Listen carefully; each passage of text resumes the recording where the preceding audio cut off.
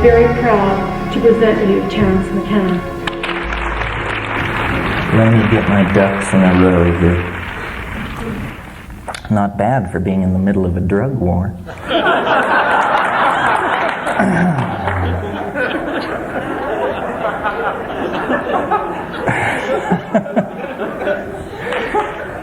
Before I get into the body of my remarks tonight, I want to especially thank Carmen Blue and Blue Moon Books. I think Carmen has done a tremendous job organizing this event.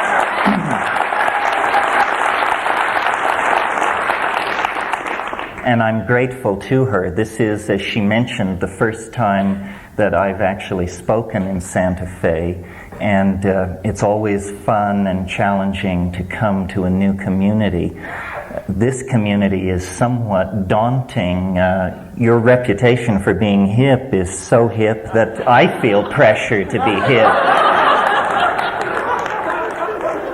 So I bought these shoes on Melrose Avenue. I hope that does it for you. Well, I want to explain a little bit about why I should even be sitting here talking to you and why I'm qualified to do that, if I'm qualified to do that.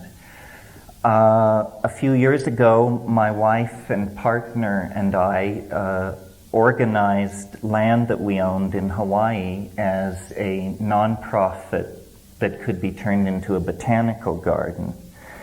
And this is a unique botanical garden in that our focus is on psychoactive plants and plants with a history of shamanic usage. And even though we're a very modest effort, it turns out we're the only people in the world, as far as we can tell, who are actually doing this. You're all aware of the speed at which the rainforests of the world are being cleared. But what is never mentioned is the even more rapid disappearance of folk knowledge about the rainforest. I'm an optimist, and I believe that eventually the rainforest clearing will be halted, and there will be huge preserves in the tropics. But nothing will halt the homogenization of human knowledge and the abandonment of localized ancient folkways in favor of the kind of generic kinds of understanding that operate in the world cultural market. In the next 30 years, it's going to be the last opportunity that we will have to preserve 50, 100,000 years of folk medical knowledge relative to the tropics. So this is the real world political work that my wife and I do, and Kat runs it on a day-to-day basis. I'm its spokesman, but she does the grunt work and the organizing and organizes the expeditions and the collections. If any of you are of a philanthropic bent, this is something I would be interested in discussing with you on our own. For the rest of you, I simply want to inform you that this kind of effort is going on. If you find yourself in exotic foreign countries or planning to travel to remote tribal areas, we would be interested in signing you up to help in our collection efforts. I believe that the collecting and preserving of these psychedelic and psychoactive plants is equivalent to the preserving of ancient manuscripts that was done in the Dark Ages, preserving things we don't understand toward a brighter day when society will create an open enough climate of inquiry that these things can actually then be looked at. Well, so much for that.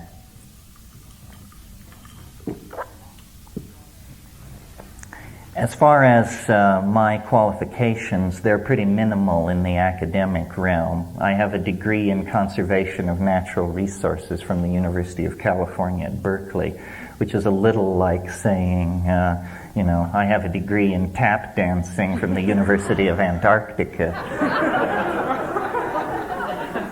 But from the time that I was a very small child, I was an edge runner. And I don't know why, but this turned out to be a very fruitful natural style for getting ahead in the world. The exploration of edges, the oldest books, the forgotten countries, the unpronounceable islands, that sort of thing. And I was a rock collector and a butterfly collector and an amateur rocketeer and all these things. And when I analyzed these pursuits of mine, it was the pursuit of a certain flash of iridescence. The iridescence that you get when you break open ore-bearing rock, or the iridescence that you get when you capture certain kinds of butterflies in tropical environments, or the kind of iridescence that you get when you mix potassium perchlorate and sugar in a hot sauce pan and ignite it. In other words, pushing out at the edge of the permissible, at the edge of the probable, looking for a certain something, a scintilla, a spark, a possibility. And as I matured and became a goggle-eyed chess master and hell-on-wheels science fair competitor, I came to understand, I came to assimilate the methodology of science, which is not particularly at the top of its share of the market at the moment. But I assimilated that, and I discovered the second part of the method that has been so serviceable to me, which is the good stuff can take pressure. The good stuff doesn't have to be looked at sideways. In other words, if something is real, you can stress it. You can test it. It doesn't require belief. This was, for me, a great intellectual watershed. The understanding that belief of any sort was a kind of encumbrance to the relationship that I was attempting to have with what I naively called reality. That was the thing. And eventually, this strategy of edge running led me into psychedelics. I had had the good fortune to make my way to the University of California at Berkeley. So I was at, this was 1965, I was at ground zero of the impending cultural implosion. My good fortune. But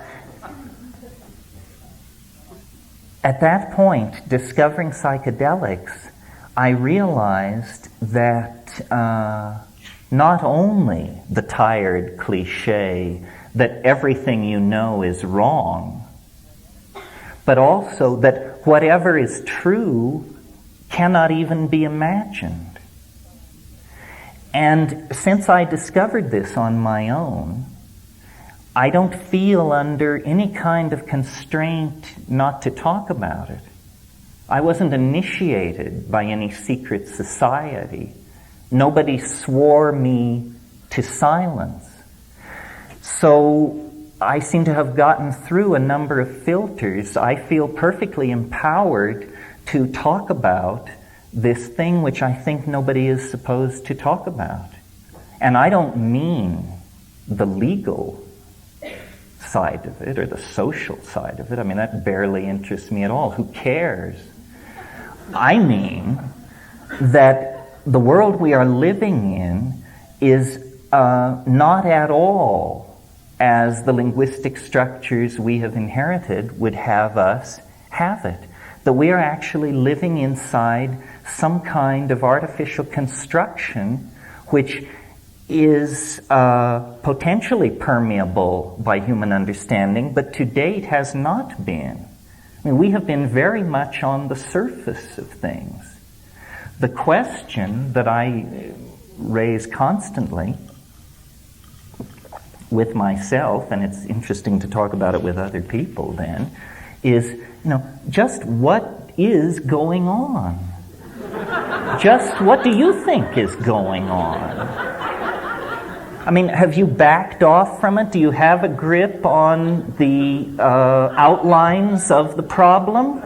Or are you just sort of adrift inside the context? Because the situation is mighty peculiar, friends. What we have here is a kind of creature made out of information, apparently loose in an environment of meaning, on the surface of a planet upon which gene swarming is happening. And all of these things, gene swarming, self-reflection, production of epigenetic codes like writing and this sort of thing, have no precedent.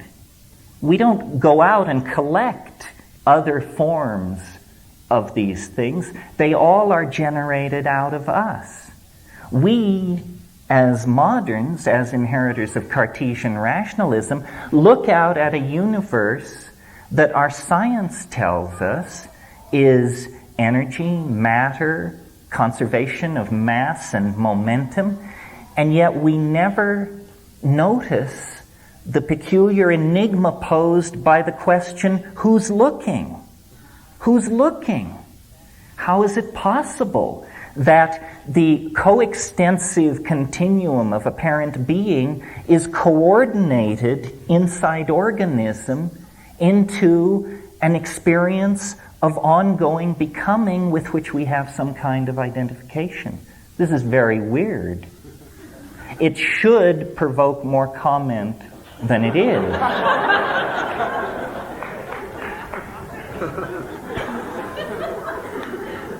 I think it's fairly easy to compress the entire history of philosophy into the process of achieving age 8. By age 8, most of us, if we have the time on our hands, are able to carry out an analysis of being where we reach the conclusion that everything is events in the nervous system. We understand this. We understand that light being reflected from objects then creates neurochemical events which reconstruct an image of the outer world. So we pay lip service to this idea that everything is a neurological event. But in fact, we have a very strong faith in the so-called three-dimensional Newtonian world. And yet, this is the faith that can be deconstructed on psychedelics. It shows us something which we give lip service to, but which is very hard to raise to the level of a felt experience. And that is that the world is made of language. It is made of language. This is not, something you say at sales meetings to boost sales. This is bedrock, as far as I can tell, and everything else is unconfirmed rumor. Well, then, what is language? What is it, if the world is made out of it? Well, then this becomes dicey, because the tool for describing language is language. And, you don't have to have graduated to Logic 3 to understand that there's a self-limiting program involved in something carrying out a complete description of itself. It's a tautology. It can't be done. Does that mean, then, that language can only be understood from the vantage point of the unspeakable? I think so. We didn't know what that meant. We thought the unspeakable was like silence. That isn't what it is. The unspeakable is the ground of language. Well, how did we get into this situation? This is part of the question that relates to what is going on. How did we get into this situation? If you came in a flying saucer and observed the Earth, I think you would come to the conclusion that the breakout process or the anomaly in the mix is the human element. Animals of all sorts have existed on this planet, integrated into all kinds of ecosystems, and only in the phenomenon of human beings do you get this breakout away from genetics, away from the raw transmission of hereditary characteristics, and into a whole new realm of being, a whole new ontos of possibility, which is epigenetics, codes, self-generated, language, song, dance, painting, chanting. All of these things are forms of expression, but they are not genetic expression. What seems to be happening on this planet, at least, and in the universe generally, is a conservation of complexity, a speeding up of process, and a conservation of complexity. Now, the ordinary theory of evolution is thought to be a theory that is confined within the domain of biology. It's a theory of how one organism supersedes another and there is advancement of form. But scientists are very nervous when you extend the concept of evolution to the inorganic universe at large. And yet, if you think about the life of the universe, as we all have learned it from Carl Sagan, you know that we all began as an infinitely small, dense, hot dot. But that didn't last long because there wasn't much going on, because there was so much energy that no arrangements could be made. Then there was a massive explosion and a tremendous drop in temperature. And at that point, atomic, free atoms, electrons could settle into orbits around atomic nuclei, and you get atomic chemistry, which condenses into stars made of pure hydrogen and helium, which cook out iron and carbon.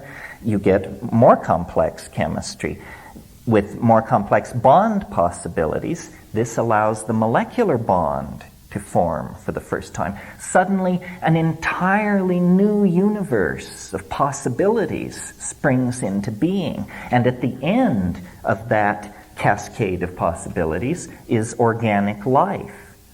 Organic life then contorts and conserves information and folds it in upon itself and replicates it and distorts it, and you get more and more advanced forms of higher plant organisms, plants, and animals. Ultimately, this process ushers into human beings with culture, electronic culture, and then finally the cataclysmic connectedness of the 20th century.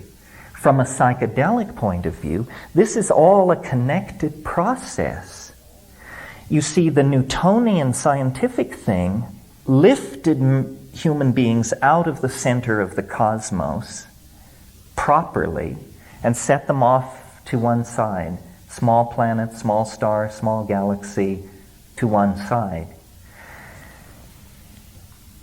And that may have been a refreshing dose of realism to the monotheistic ego that had been created out of the medieval eschatology.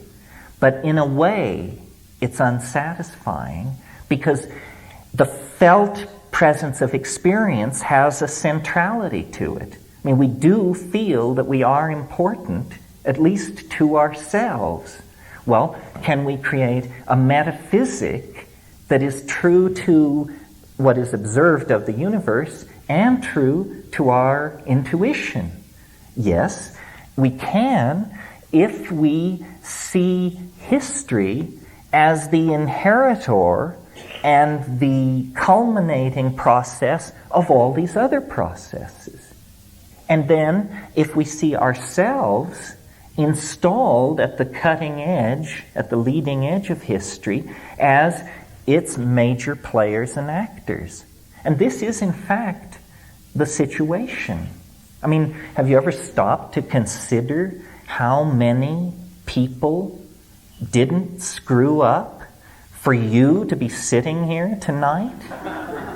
You know, your ancestors, how many times there were opportunities for, you know, the saber-toothed tiger to strike back, or the hunt to fail, or the fever to sweep through, or the breast to go dry, or how many times were there opportunities that somebody had their eye on the ball, somebody paid attention.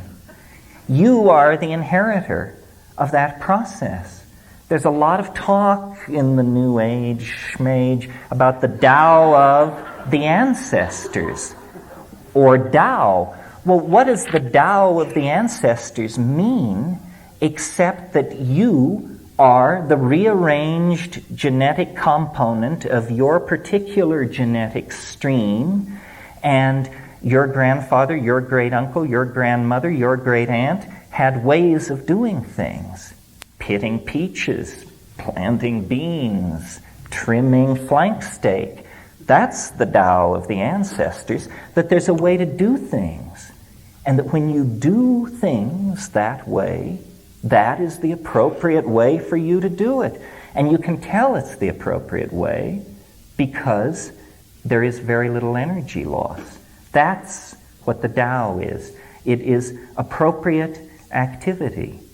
And from a psychedelic point of view, when we analyze the state of the world, what we see is not that there are many problems, sexism, racism, air pollution, monotheism, you name it, not that there are many problems, but that there's really just one problem. The problem is, well, it can be defined many ways, but it's basically that we are inappropriate to ourselves. We are ill with ego.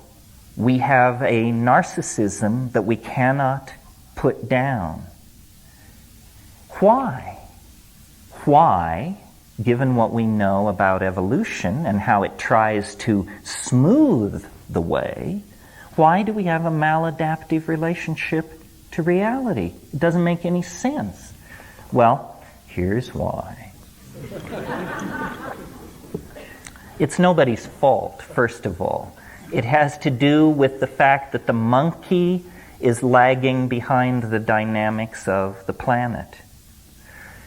3 million years ago, we were happy in the trees of Africa, in the canopied tropical equatorial forests of Africa.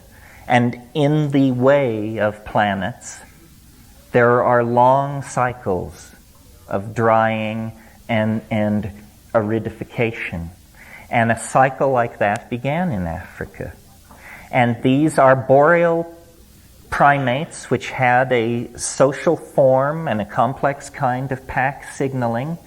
They were fruitarian and highly specialized at it, came under environmental pressure because of the retreat of these rainforests and their replacement by grasslands.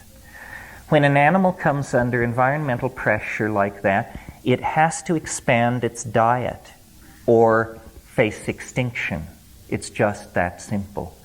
Now, to my mind, the great unexamined dynamic of evolutionary theory is diet, especially when we discuss human evolution. Why? It works like this. These monkeys are under pressure to expand their diet. Therefore, they must experiment with new kinds of food.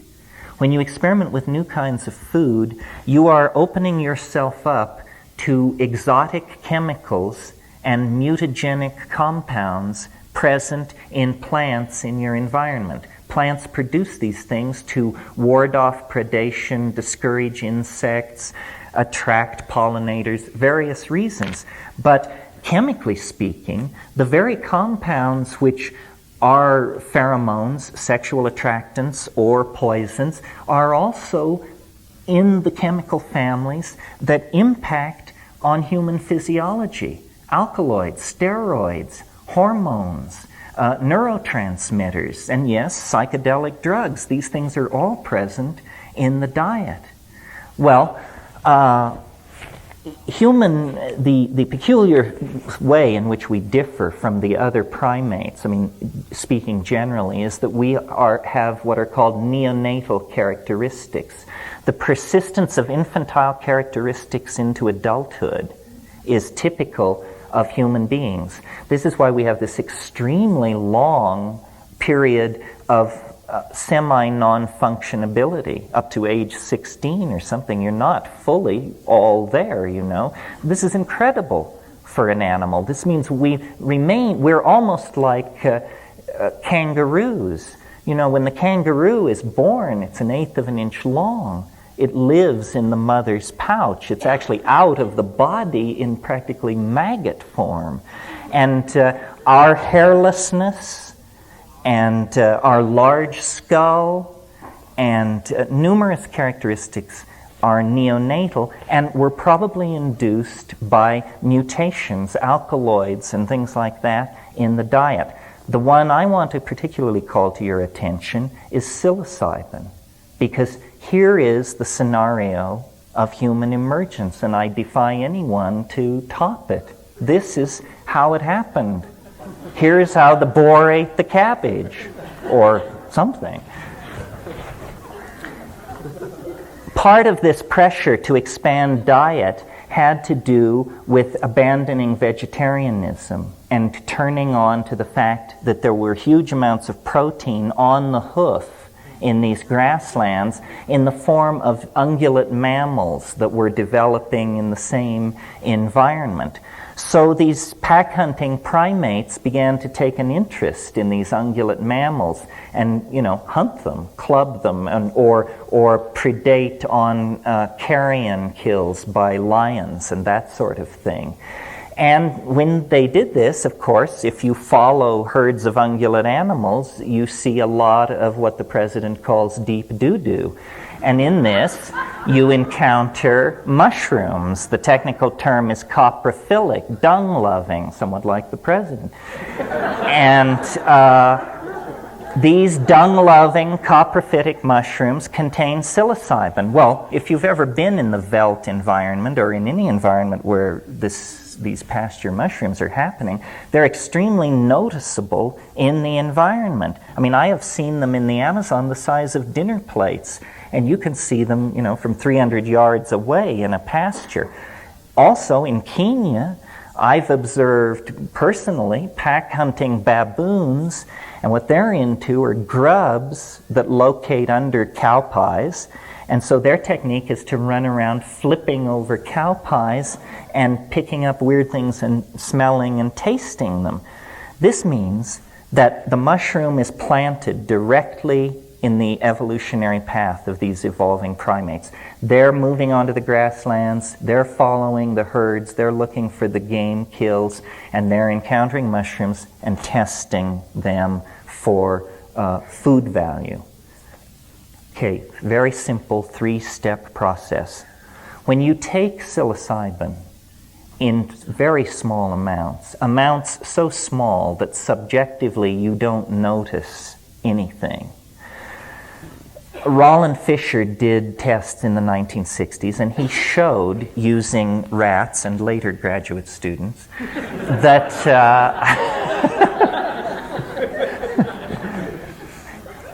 that small amounts of psilocybin actually increase visual acuity.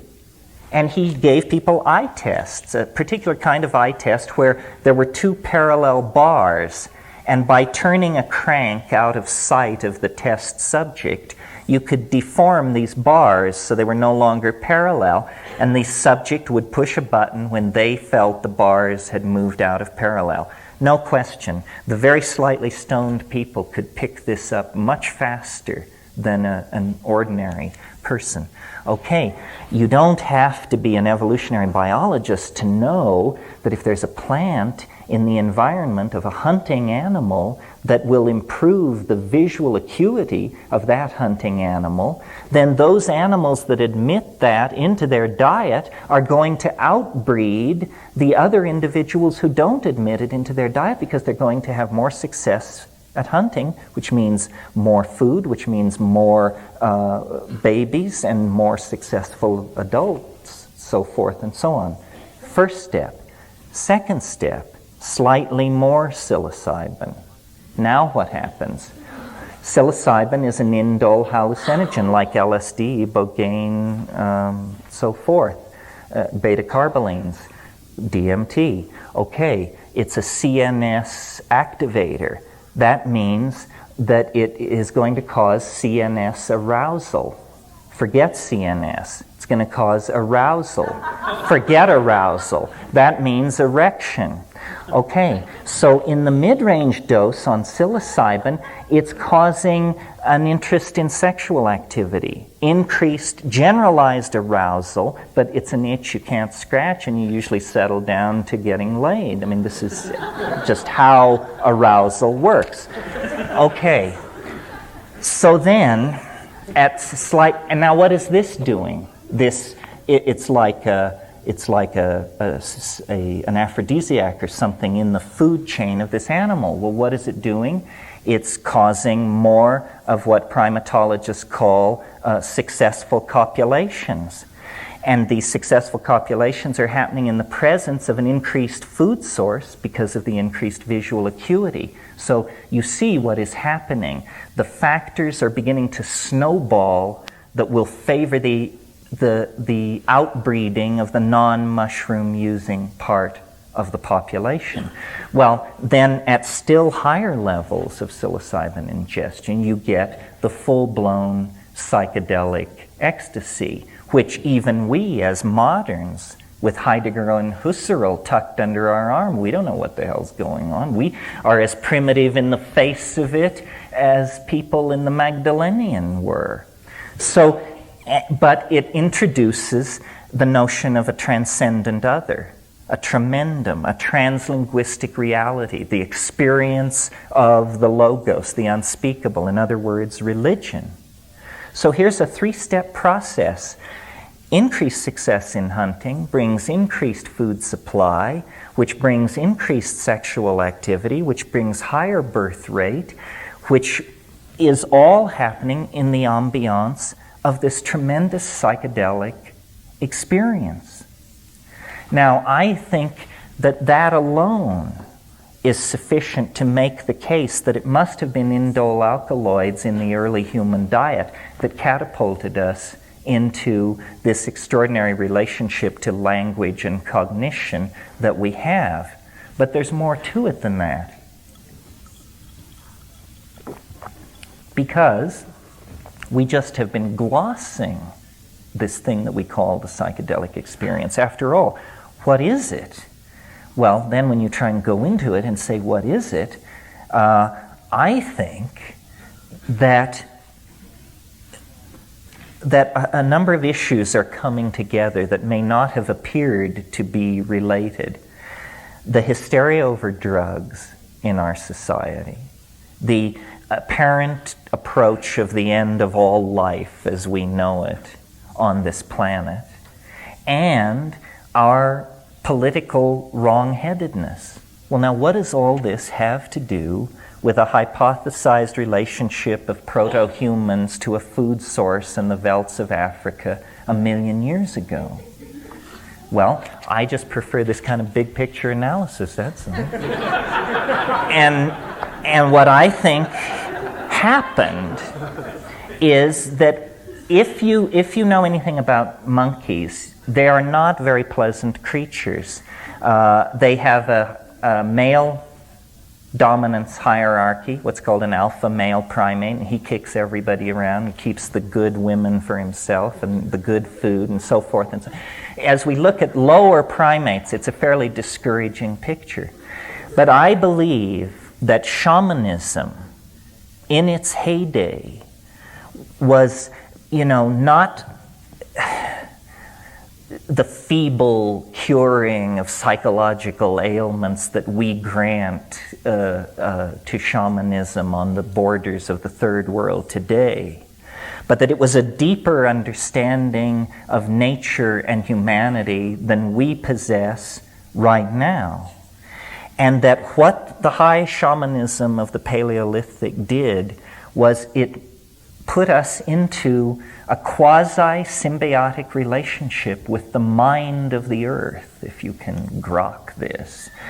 That there is actually a chemical network of communication, that the earth is a living organism, yes, but it's also a reflected, minded organism. And this is beyond what Lovelock and all those people are willing to say.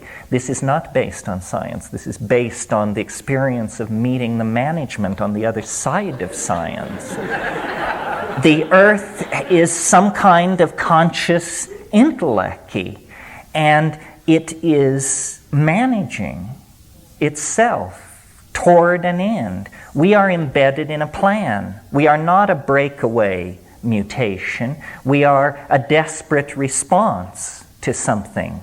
And what was going on back there in the high Paleolithic was, on a very regular basis, human beings in this nomadic hunter-gatherer situation were taking mushrooms together as a religious ritual. They were dissolving boundaries. This is what we experience when we take psilocybin. The generalized description of the psychedelic experience is it dissolves boundaries. And the main boundary that it was dissolving, and that it does dissolve, is the ego. Psychedelics are an inoculation against selfishness at the expense of group values. And it is selfishness at the expense of group values that is shoving us toward Armageddon.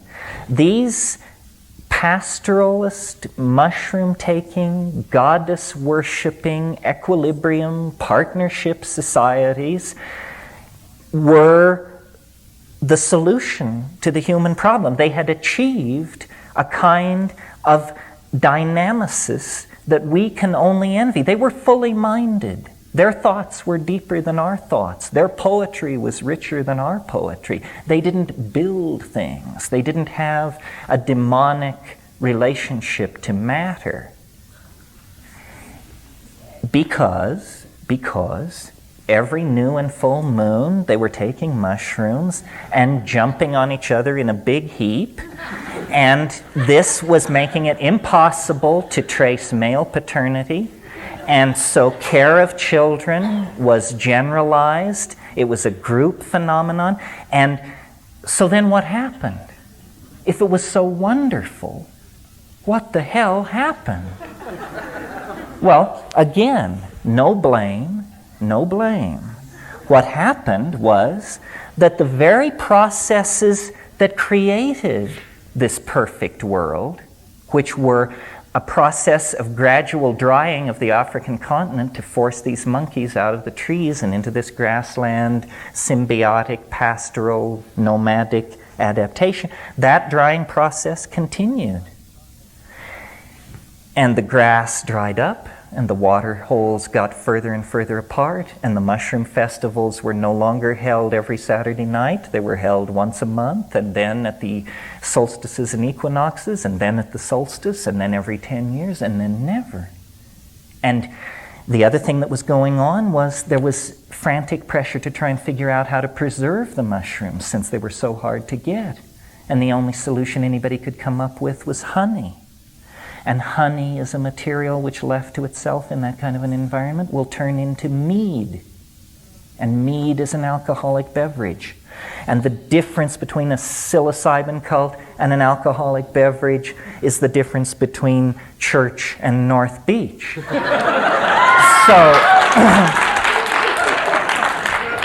So around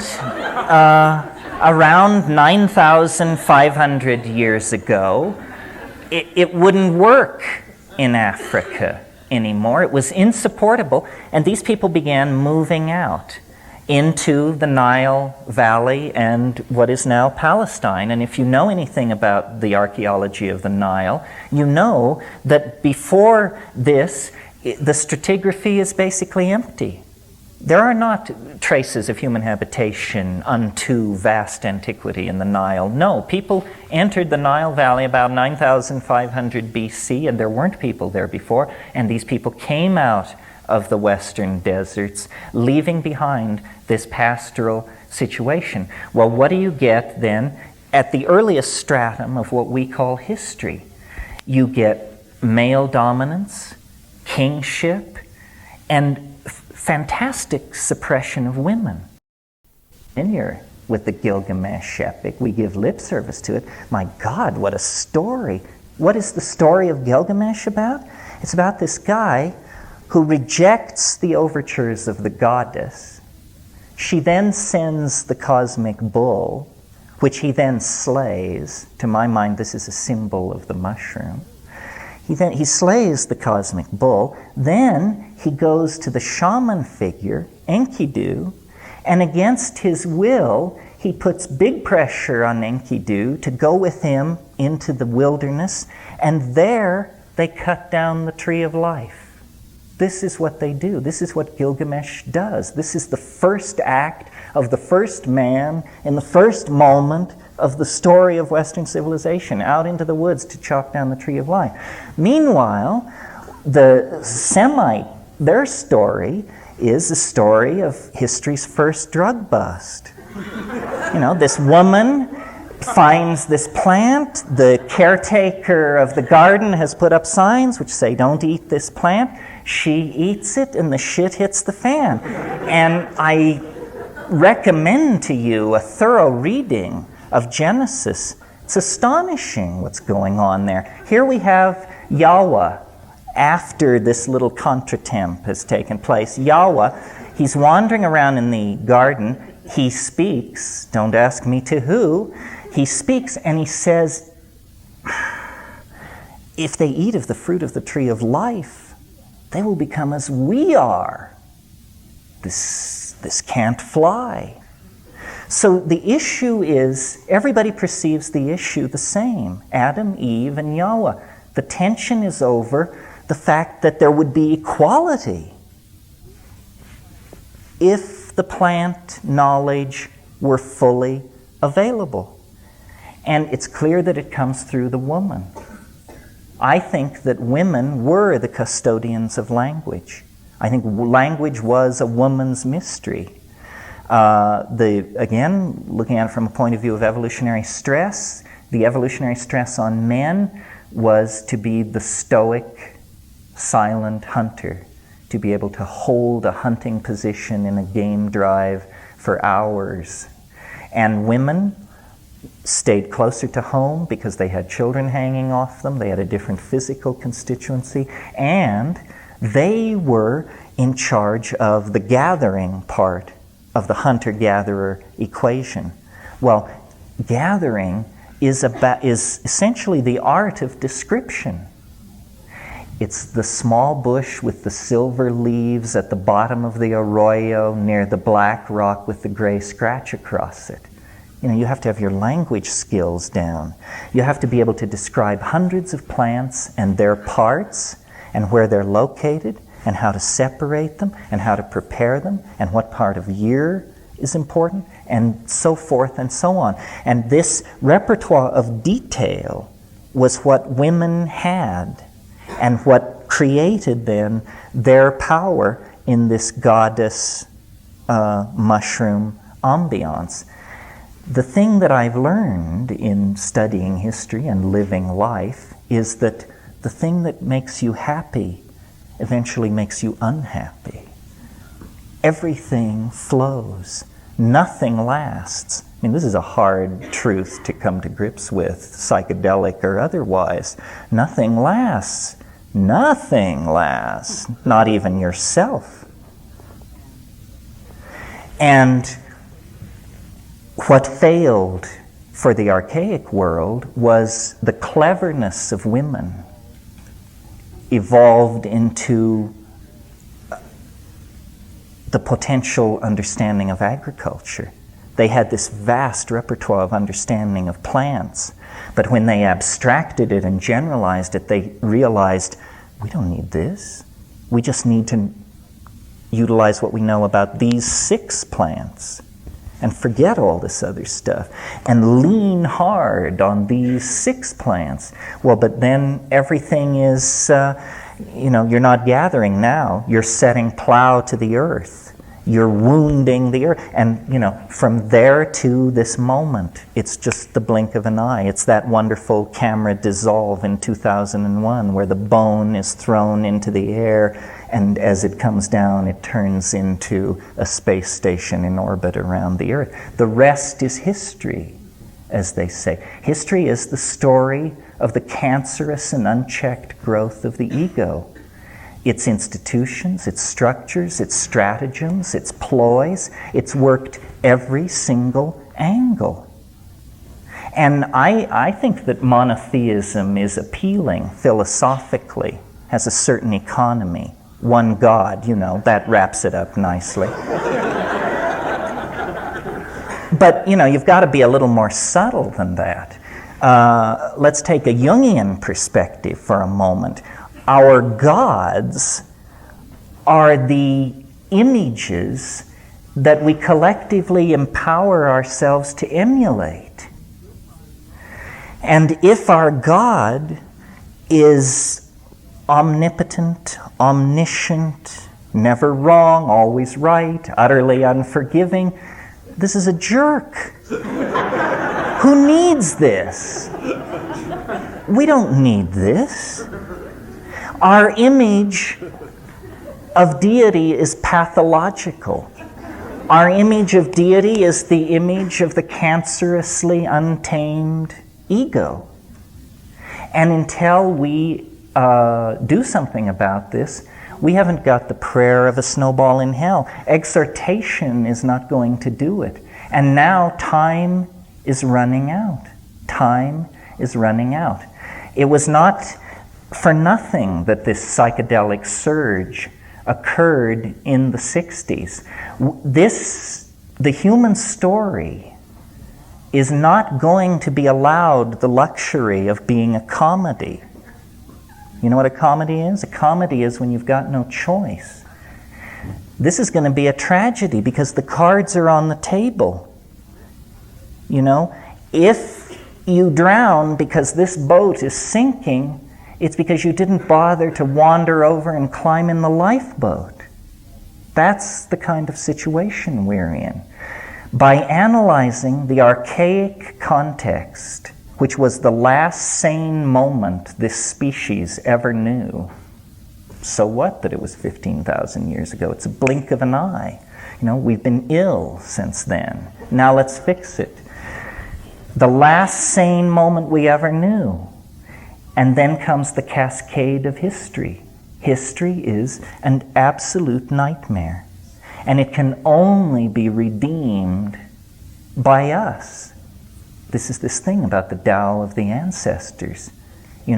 Did all these people get freezed to death and stomped on by mastodons and eaten by saber-toothed tigers and ravaged by disease so you can blow it? You with your Mercedes and your 48-foot television set? It can't be that lame, So then how does what is to be done, right? The Tolstoyan question. What is to be done? Is it a political program? What is it? I don't think it is that. I think that the way the psychedelic thing works is you must establish a level of authenticity in yourself vis-a-vis reality. And then you become a walking social catalyst, regulator, meme generator, whatever you want to put it. It's authentic understanding without ideology. This is it. Psychedelics are not an ideology. Psychedelics are an experience. I mean, you can have the psychedelic experience without taking drugs. It's just that, you have to drive your car 100 miles an hour over a 300-foot cliff and live. And then you come out of that ready to talk turkey. But, we lose too many people that way.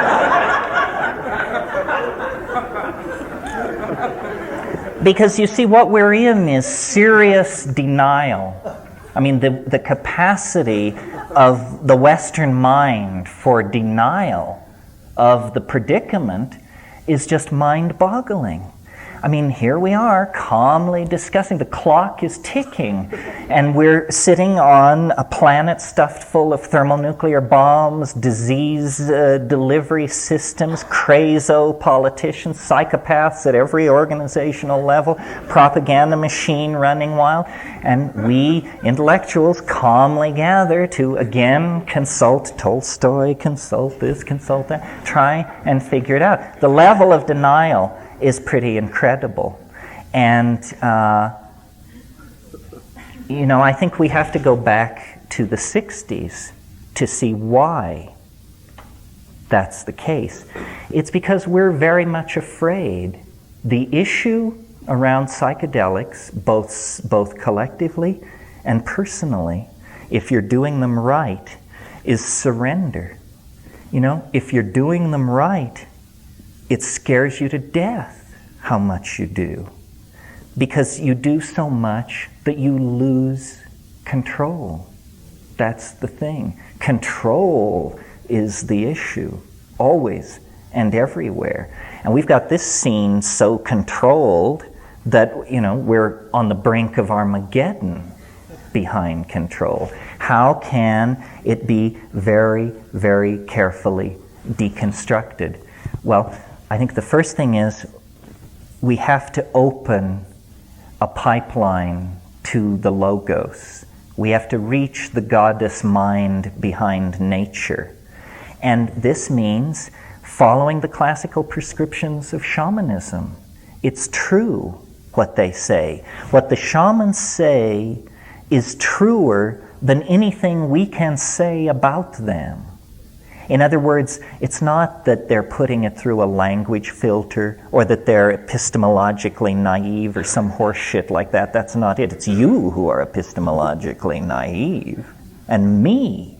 We have no idea what is possible in nature, in positions of courage and high intoxication.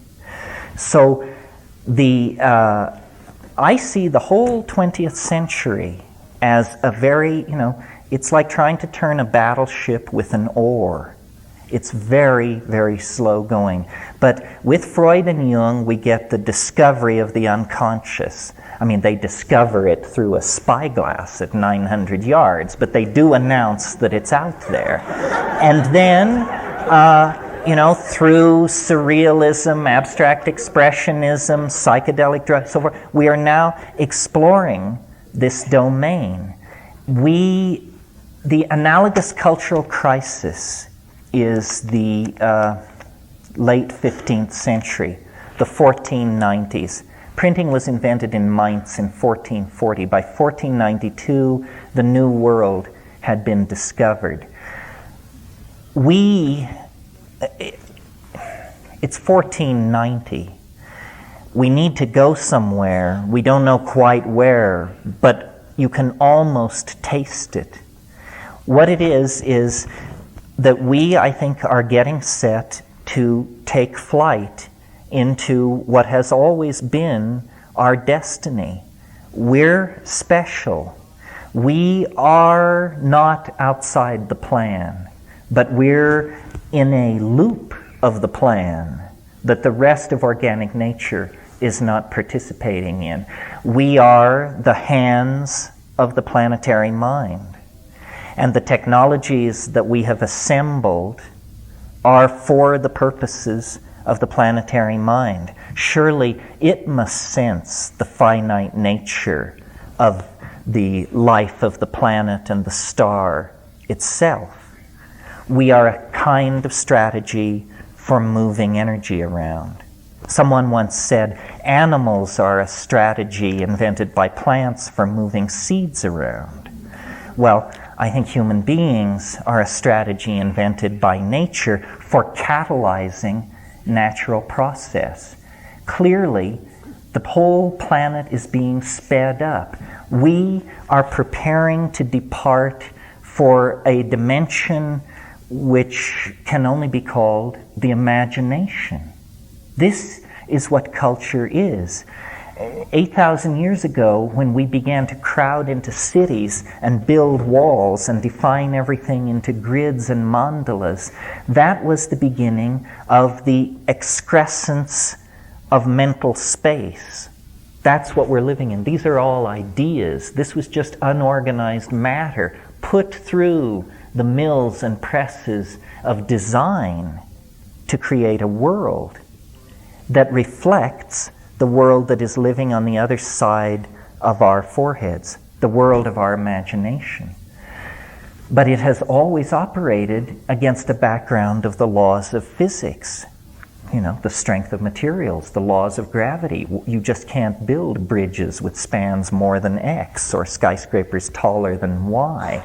But in the imagination, wishes are horses, beggars ride. And this is the cultural dimension that we have a potential to create. I don't think that there's a way to manage this thing back down into the equilibrial pastoralism of 20,000 years ago. We've burned those bridges.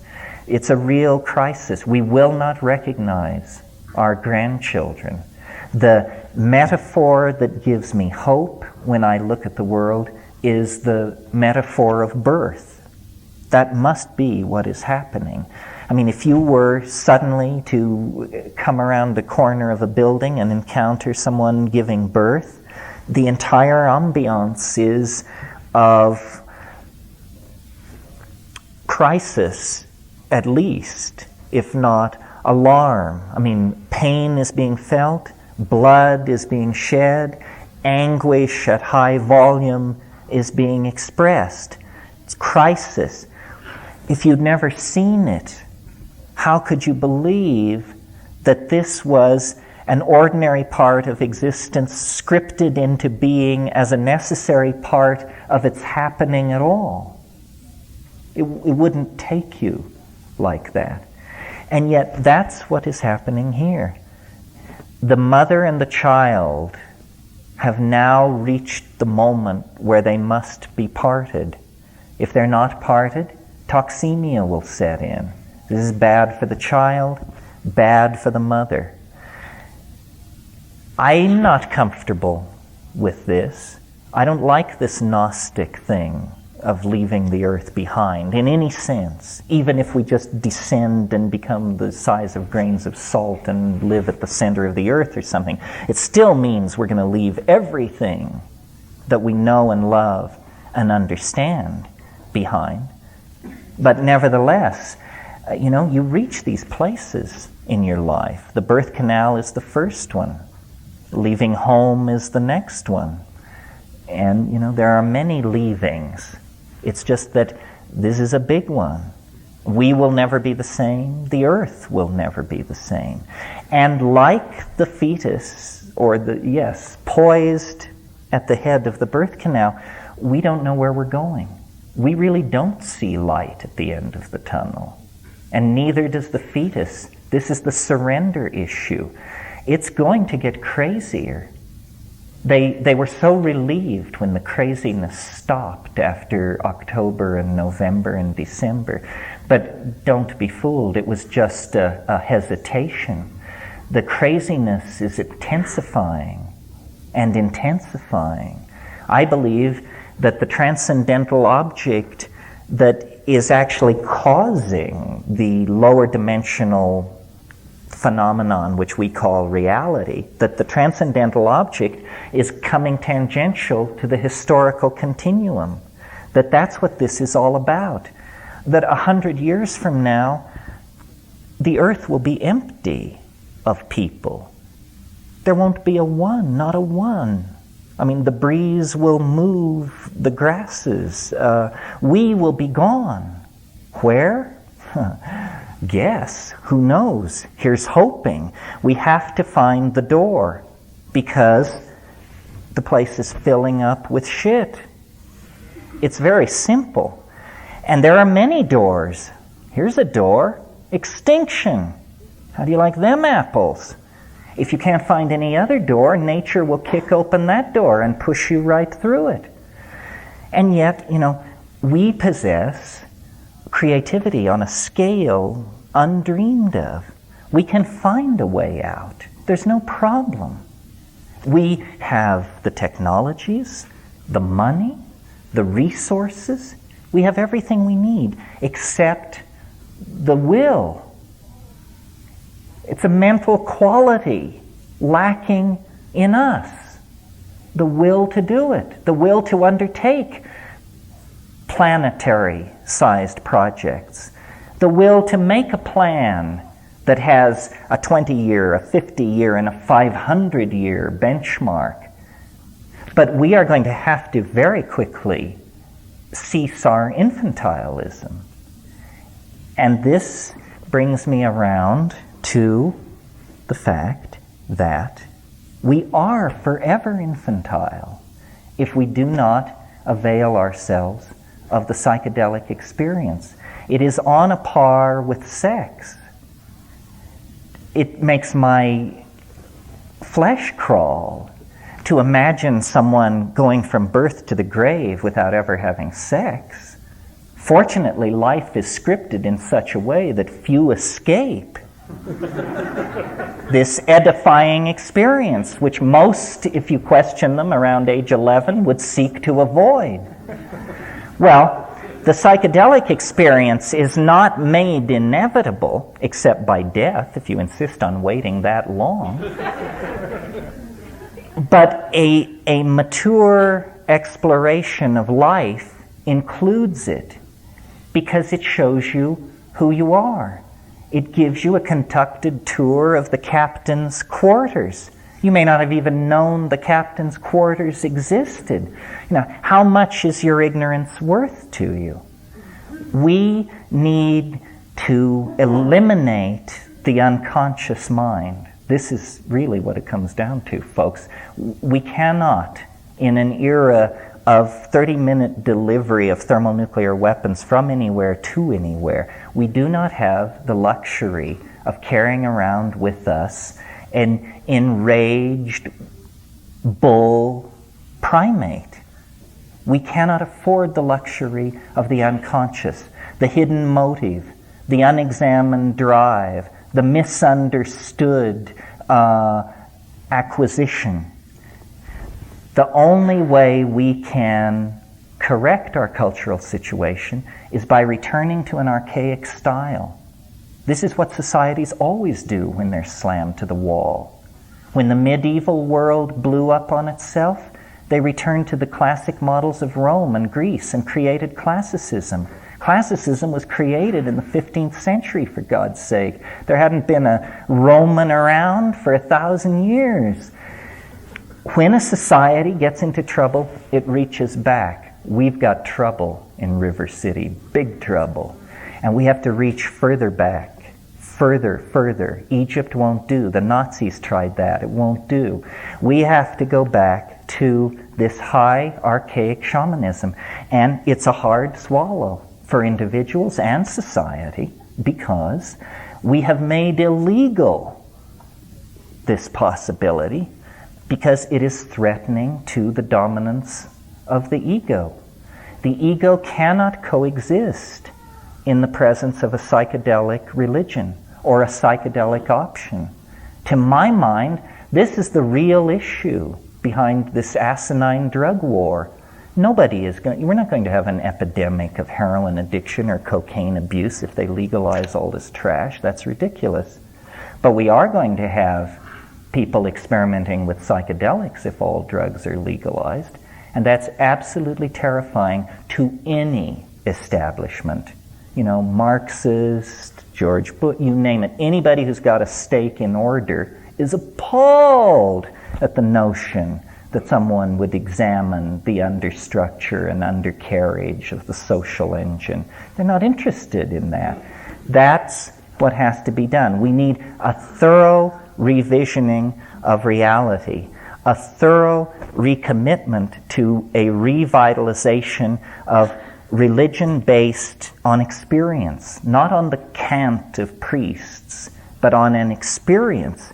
And, there's all kinds of stuff in the spiritual marketplace, yoga and spirulina diets and colored lights and this and that. This is all, as far as I'm concerned, malarkey. I mean, these things do things, they move you around, altered states. My God, there are thousands of altered states. That's not what we're talking about. We're talking about, simultaneously shitting white with tears of joy streaming down your face because of the intensity of the proximity of the mystery. And it's not difficult. It merely requires courage. Whoever went into the ashram with their knees knocking with terror over what the next yoga session would bring? I mean, give me a break. We're talking about the real thing, and you know what the real thing is. And it is assimilated by an act of courage and an act of responsibility and an act of understanding. If we commit ourselves back to this archaic thing, to the mind behind nature, it is our home, our birthright. I think of the human race as someone who became separated from their mother's hand in a department store for 15,000 years. And we've been running from department to department. Is it tennis rackets? Is it bicycles? Is it sleds? What is it? Shoot it, chew it, this and that. No. No. We have to return to an authentic psychedelic shamanism that is rooted in our experience. If we empower our experience, we will cease to be the easily manipulated democratic masses. Do you know what democratic masses? Do you know what kind of an insult that is to you and me, to be called the democratic masses? If we empower ourselves and become reacquainted with the authentic dimension within us, then we won't put up with this crap anymore. This is what happened in the 1960s. People wouldn't put up with it anymore, and they poured into the streets and raised holy hell, scared everybody to death. Why wouldn't they put up with it anymore? Because they saw how shoddy, chintzy, and knocked together it is. We've been sold a pig in a poke. It's not worth having. These things don't make us happy. They don't bring us wisdom. They don't give us depth. It's an infantile, insulting, ridiculous society, except that it's holding a gun to the head of every living thing on this planet. Shamanism, with courage and commitment, is, as far as I can see, the last best hope of mankind. Otherwise, there is no hope. In other words, I'm not saying this is easy, or now you've heard me say this, so we're going to save the world. No, I give us a 1 chance in 50, but this is the only game in town. Helmut Kohl isn't going to do it, not Gorby, nobody. Those guys are caught in their own definitions. Nothing changes people like psychedelics, and changing people is what we've got to do, ourselves and other people, fast. Thank you very much. We'll take an intermission, then I'll come back for questions. That's the good part. Thank you. Nothing written down. So.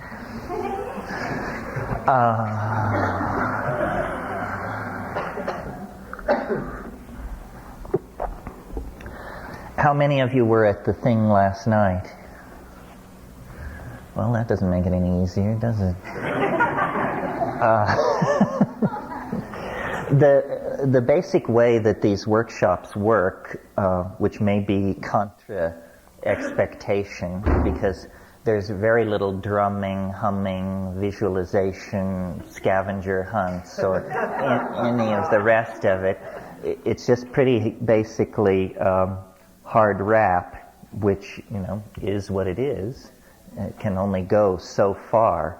But I think it's important to do it that way because people come with questions, and there's a lot that we can't understand about these things if we just operate on our own experience and intuition. And the I Ching says knowledge that is not shared is stale knowledge. And so the idea here is to form a consensus about what we're talking about and then lead it wherever is interesting to us. As you saw last night, I can give very long answers to what appear to be very simple questions. So if you don't like the way things are going, you can always interrupt and try and steer me away. In fact, it's not a bad idea because sometimes these things just have a life of their own. So it's interactive, it's informal. When you're not feeding into me, then I'll feed back to you, and then if you don't like that, ask a question. We can go at this several different ways. We can talk about the experience. What is it? We can survey the shamanic and botanical options that the planet offers us in this dimension. We can try and analyze what it's doing on a global level or at a personal level. There are many different ways to go. We can immerse ourselves in the content. This is, to my mind, one of the most interesting things. The actual content of what people experience, which is tremendously understressed. I mean, if you read in a pharmacology textbook a description of the activity of a psychoactive drug, it will say something like causes illusion, paranoia, and delusion of reference. Well, what's it like to have a delusion of reference? I mean, what's inside these phrases? What I'd like to do to just start off, because I think it's helpful to the group and certainly helpful to me, is very quickly move through the group. You can say your name, but what I'm interested in is where you're coming from. Artist, stockbroker, DA, whatever you are. So that if it turns out half of us are artists, we won't, or none of us are chemists, then we won't spend a lot of time on that. So if we could just do that, and I always tell my groups, in this situation, lack of brevity is proof of psychosis. So do be aware of that, please. And why don't we start in the back and roughly move across, and I'll keep track of it. Yes? Clothing store here in town. Clothing store in town. Good. I'm Kay. I'm a spiritual seeker, really wanting to know, stretching. And this man who just slipped in. My name is Richard. I'm a tile contractor here in Santa Fe. Tile contractor. Yes. This must be the Mecca. This and Isfahan. And my name is Daniel Dancer. I raise llamas in Kansas and am an earth artist. And been listening to your tapes for a while. Raise llamas in Kansas. My name's Lynette. I'm an accountant. I live in Santa Fe. I'm John. I'm a former accountant and I don't live anymore. An itinerant accountant. Only temporarily. Behind you. I'm Barbara. I'm a geologist and composer. And I heard you last summer at Esalen. It was very good. I'm Gail Dawn. I'm an artist in spirit. and a person on an eternal quest. Maybe not. Maybe you'll find what you're looking for. My name is Rusty. I'm a student. I'm Laura, I'm a silversmith in the garden. I'm Elliot. I'm a silversmith, martial artist, and aficionado, all this stuff. Let's see. I'll decide so people don't have that terrible burden. My name's David Brownlow, and I'm an engineer and a filmmaker, and I've listened to all of the invisible landscape. I'd love to talk about it if we have a chance. It's quite an epic work, and there's a lot of questions I have about it. Sure. For those of you who don't know what's being referred to, True Hallucinations is an 8-tape set that is a story that I wrote and read of an expedition that I was on in 1971, which was really the thing which broke me through. I wasn't exactly kidnapped by flying saucers, but I don't think you can come much closer and still be credible. Or maybe you can't come that close and still be credible. My name is Martha, and I'm an artist, and I make improvisational music, and I've done some theater, and I travel, and I do photography, and my being an artist branches out into many things. And I've been living in house for quite a while, and I sort of don't live anywhere right now, or everywhere. The number of homeless people attending workshops is definitely on the rise. It's a good sign.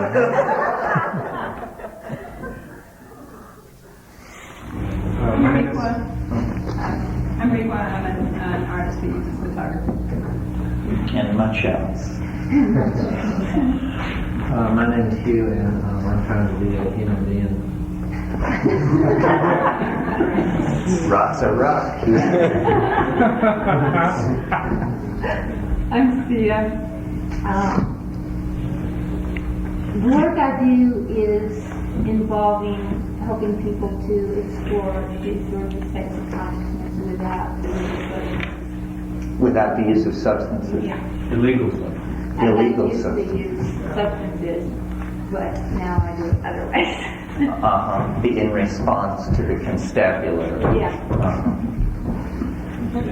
My name is Dan Welch. I'm a retired Buddhist monk freelance, and I operate in the world under the cover of being a culinary artist caterer, but actually I'm a student of consciousness. Caterer at the end of the universe. Or at the gates of hell. Or at the gates of hell.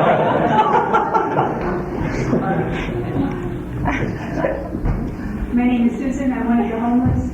I left Hawaii and I'm glad to be back on England. I write and I do it for years.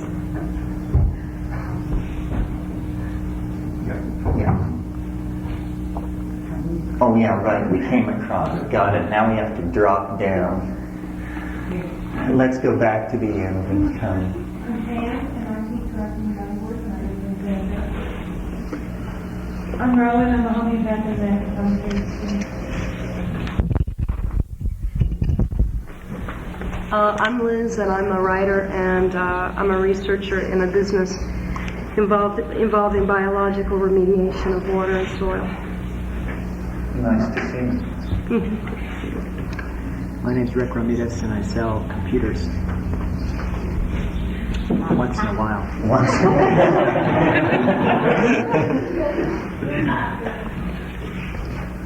while. My name is Christina. I make a living doing massage therapy and colonic therapy and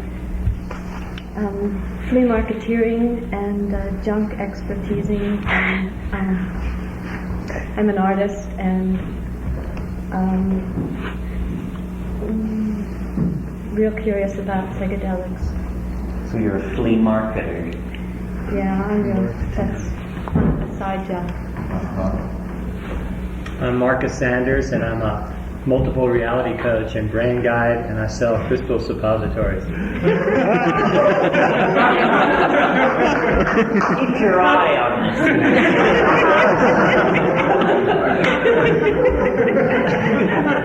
Really, I'm involved in the ski industry for 20 years.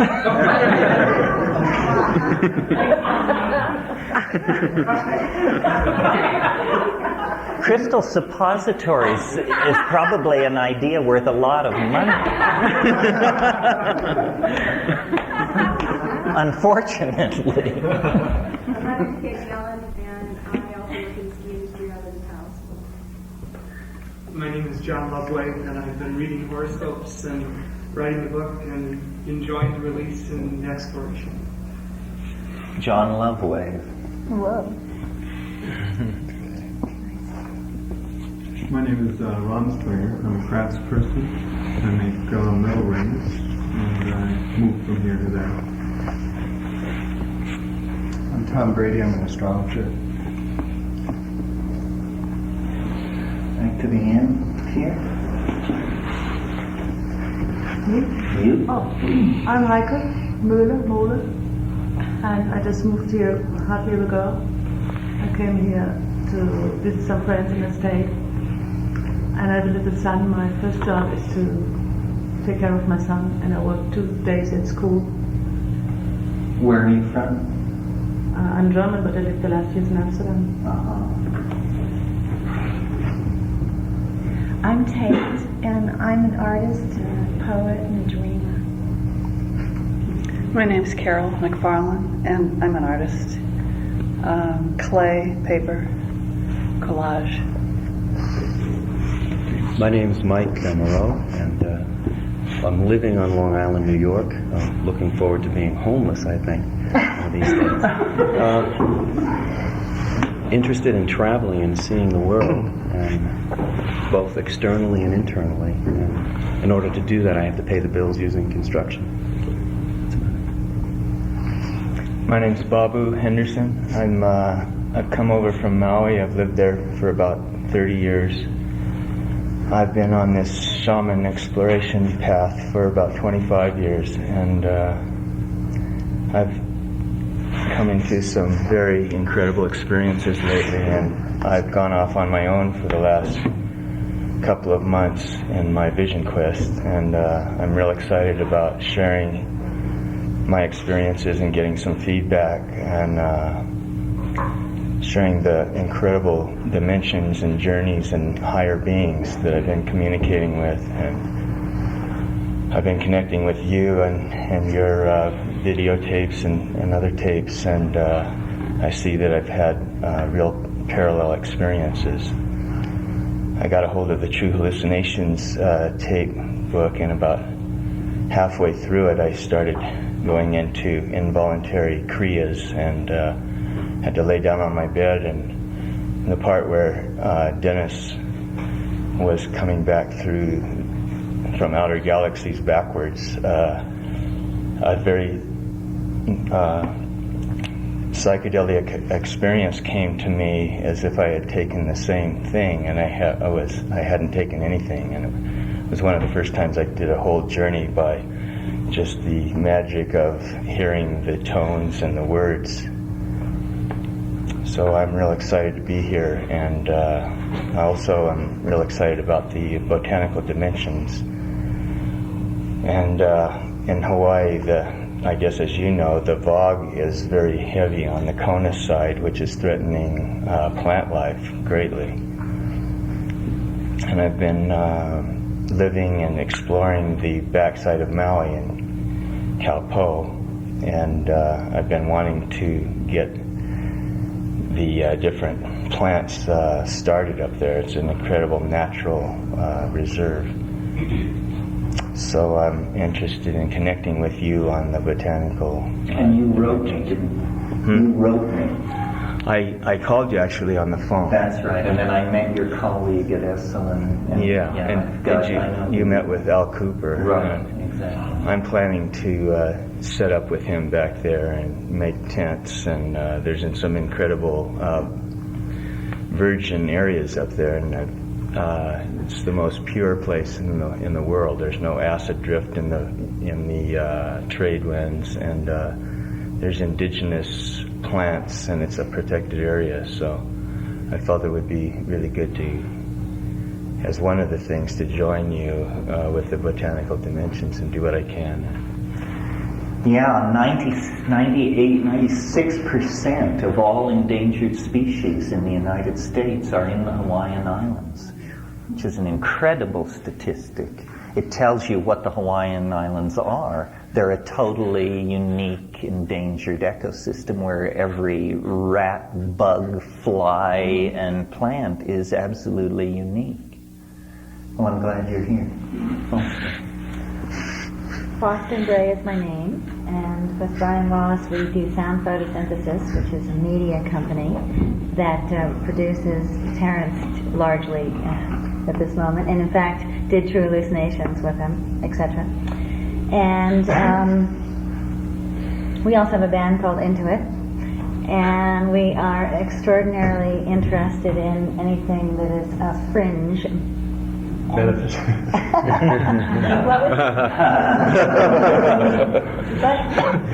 Benefit. Anyway, that's enough, I can see. That seems to sum it up. Brian is me. And yeah, music. Onward. I'm Tiara, and I'm a mother and a director of theater.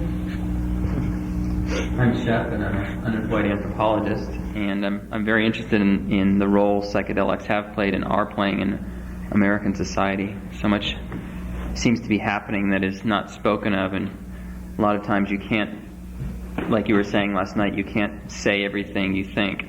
And I'm wondering how we strike a balance between promoting, I mean, obviously what you're doing, promoting psychedelics enough, but without promoting them too much that there's going to be a backlash of some sort. So. I'm Don Wright, psychologist. I make psychoacoustic reproductions of pre-Columbian and Peruvian whistling vessels. Practice Aikido. Going to be involved with Rick Strausman in Albuquerque with his project, and I wanted to talk to you about that aside from. Okay. I don't know if that's a publicly discussable project, but next. I'm Jim DeCorn. I took acid once in 1979. I heard a voice in my head and have been trying to figure it out ever since. How are you doing? But you know, I just hypotheses. Yeah, lots of hypotheses. Yeah. I know what you mean. I'm Sharon Sono. I'm a mother of a lot of children, and I direct a program that teaches kids with Bergmann. I'm a psychotherapist for speaking groups. A lot of other things. Right here. Let's go. My name is Deborah, and I'm a writer, and I have a background in music and audio production, and I currently work for Bear Publishing in Santa Fe on books to celebrate the theater. That's my part.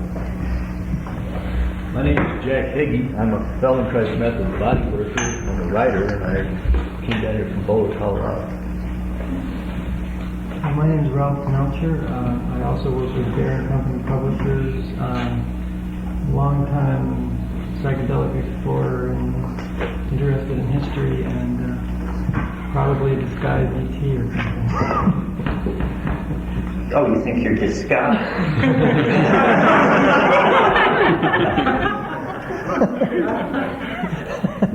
Yes. I'm Drew Henderson. I'm country lawyer. My original interest was in I just read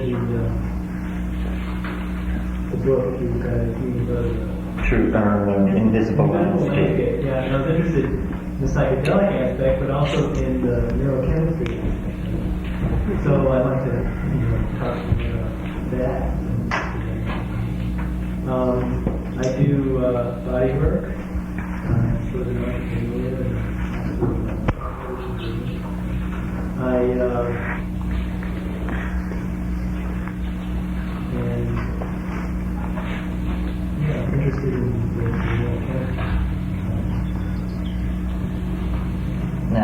Did we get everybody? No. These two first.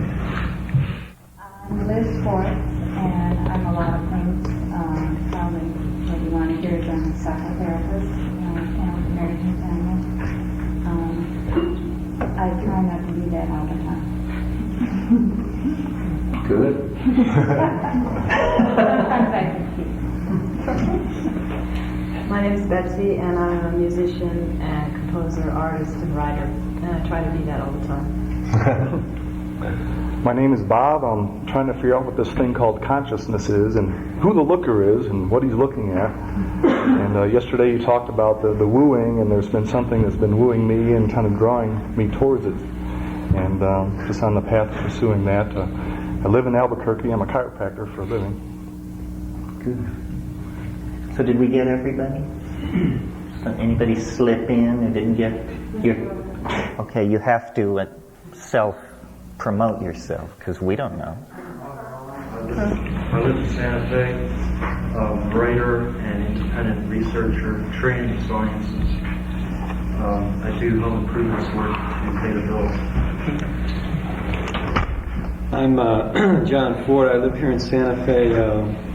I design and build homes. I never really had any contact with your material until last evening, and I really kind of enjoy your approach to things. I guess recently I have an interest in the realm of the imagination and how language works also. My name is Neela, and I have a natural foods catering business here in town. I'm Carmen Blue, and I'm the owner of the Lunatic Fringe bookstore in town, purveyor of the psychedelic word through books and audio tapes and videotapes, and I plan to do a lot more of these events. I'm very pleased that you've participated.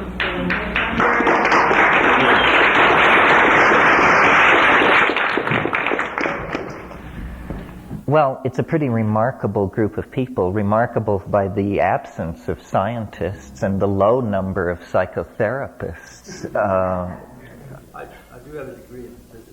Oh, good. Okay.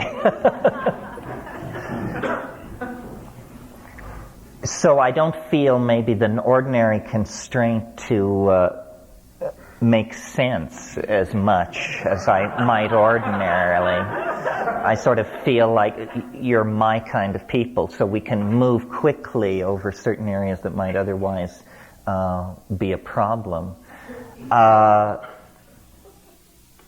my mind, the art-making function is the thing that the psychedelics impact on a societal level, and that shamanism in the classic context always means healing, one-on-one healing of disease and mental illness.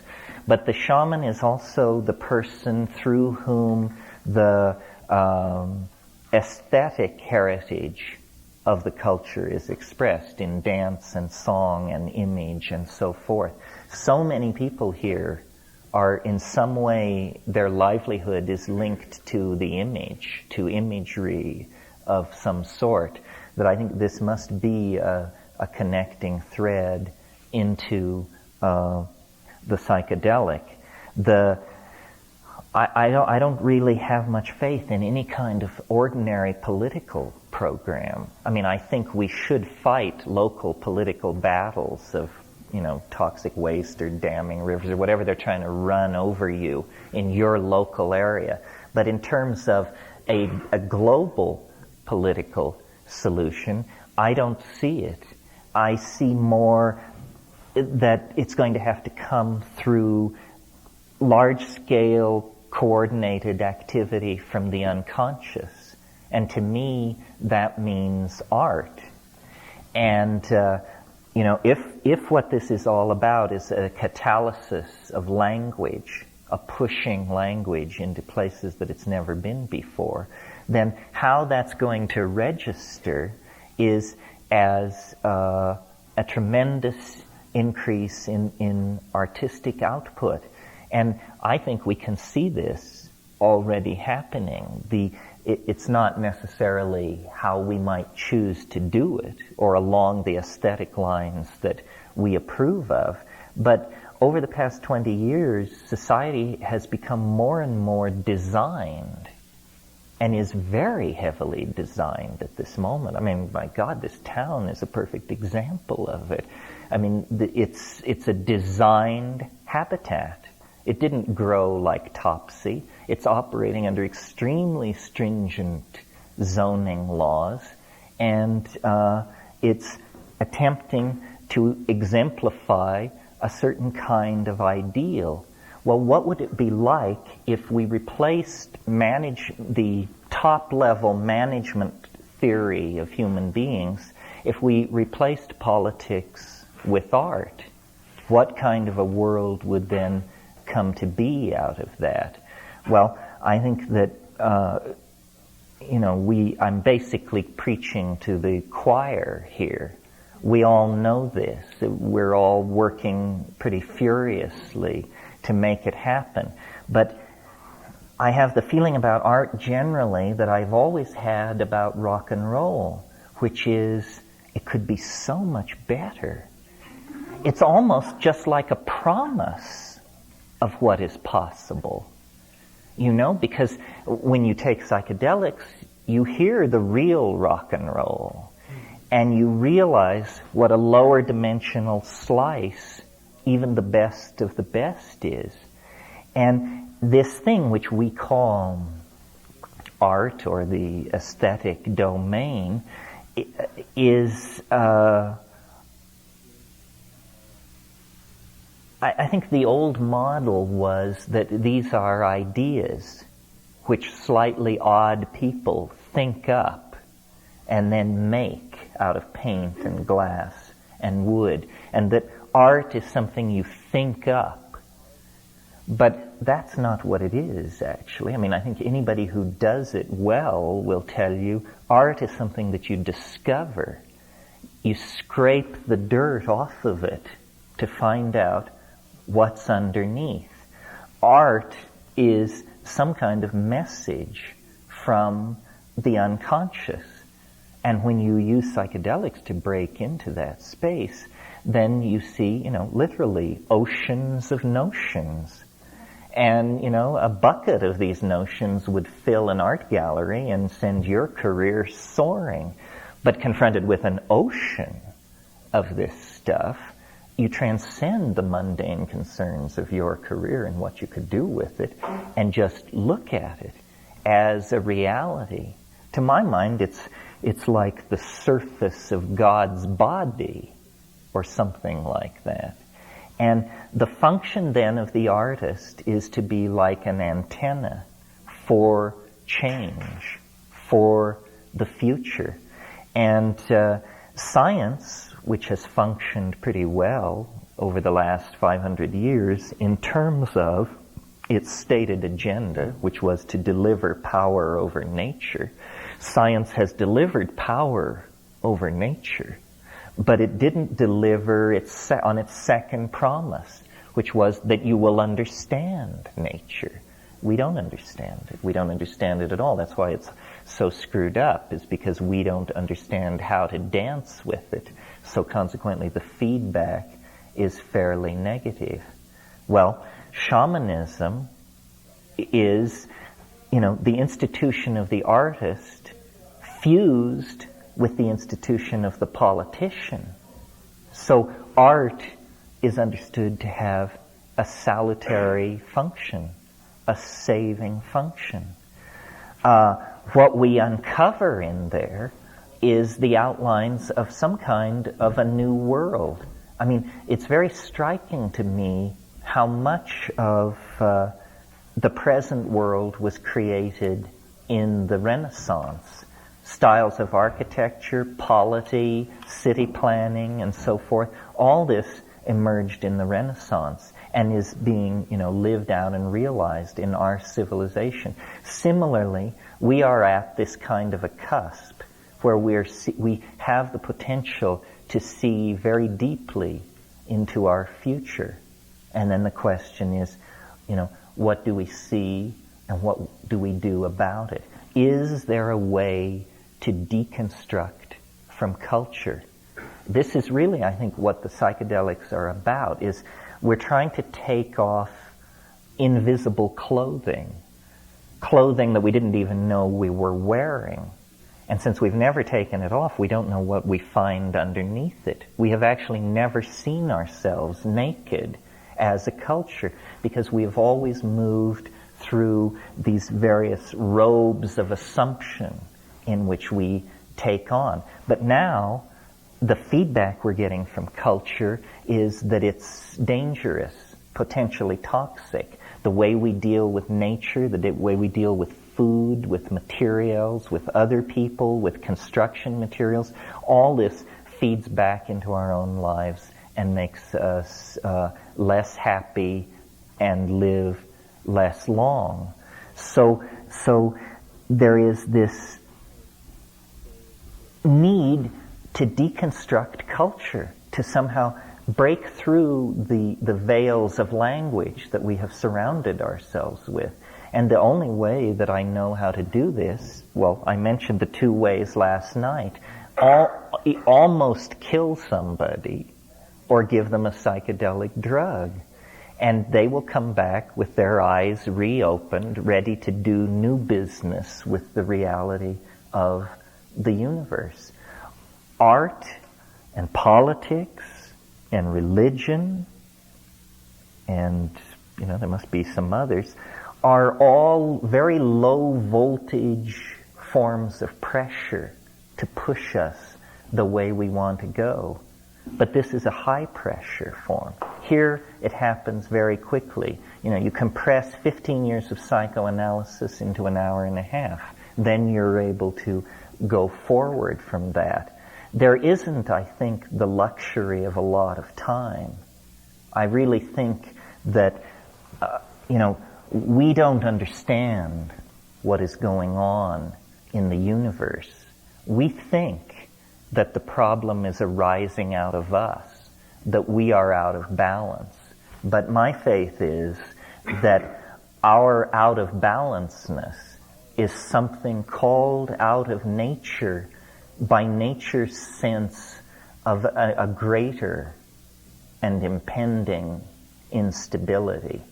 In other words, nature could have existed in equilibrium on this planet for untold billions of years, but instead it tolerated the cascade of special effects that lead to history, culture, and high technology. Well, why? There must be a reason for that. A process that was running counter to the whole flow of things could not run on for several million years, as has the ontogenious explosion of the primates. So then, what are we for becomes a legitimate question. This is one of the things you have to ask, is what is the context in which the problem is framed? Suppose, for example, that we were to get all heated up and organized and save the rainforests and halt their destruction and clean up the rivers and feed the hungry, and then the sun were to explode. This would put in a rather peculiar light all the fine things that we had accomplished, because it means we didn't get it. We misdefined the context. We thought we were supposed to clean up the rivers and save the rainforest, and that wasn't it, apparently, because now everything is gone to vapor in an instant because we read the signals wrong. So the first thing is, what are we supposed to be doing? I think that very clearly the Earth is in a slowly destabilizing condition. And this is not Atlantis. We're not talking Edgar Cayce here. It's a little more stretched than that. But, for example, as we know, there have been a number of glaciations in the last few million years. The Earth is pick a number, 5 billion years old. Whenever I get off into one of these sidetracks, then I go back over the roster and I realize there's one geologist in here somewhere, and they're tracking this. Careful. But glaciation is a fairly new phenomenon in the history of the Earth. In other words, when you look back through the history of the Earth over billions of years, you don't see glaciers as a phenomenon. This is something that has emerged in the last 10 or 15 billion years, and it indicates a destabilization of the heat and energy economy of the Earth. Well, as many of you probably know, there's a real problem with calculating neutrino flow from the sun. The neutrino flow from the sun should be 30% higher than it is according to nuclear theory. Nuclear theory is not something new. It's about 45 years old. There should not be major discrepancies between prediction and observed measurement. Nevertheless, there is. Is something wrong with the theory, or is something wrong with the sun?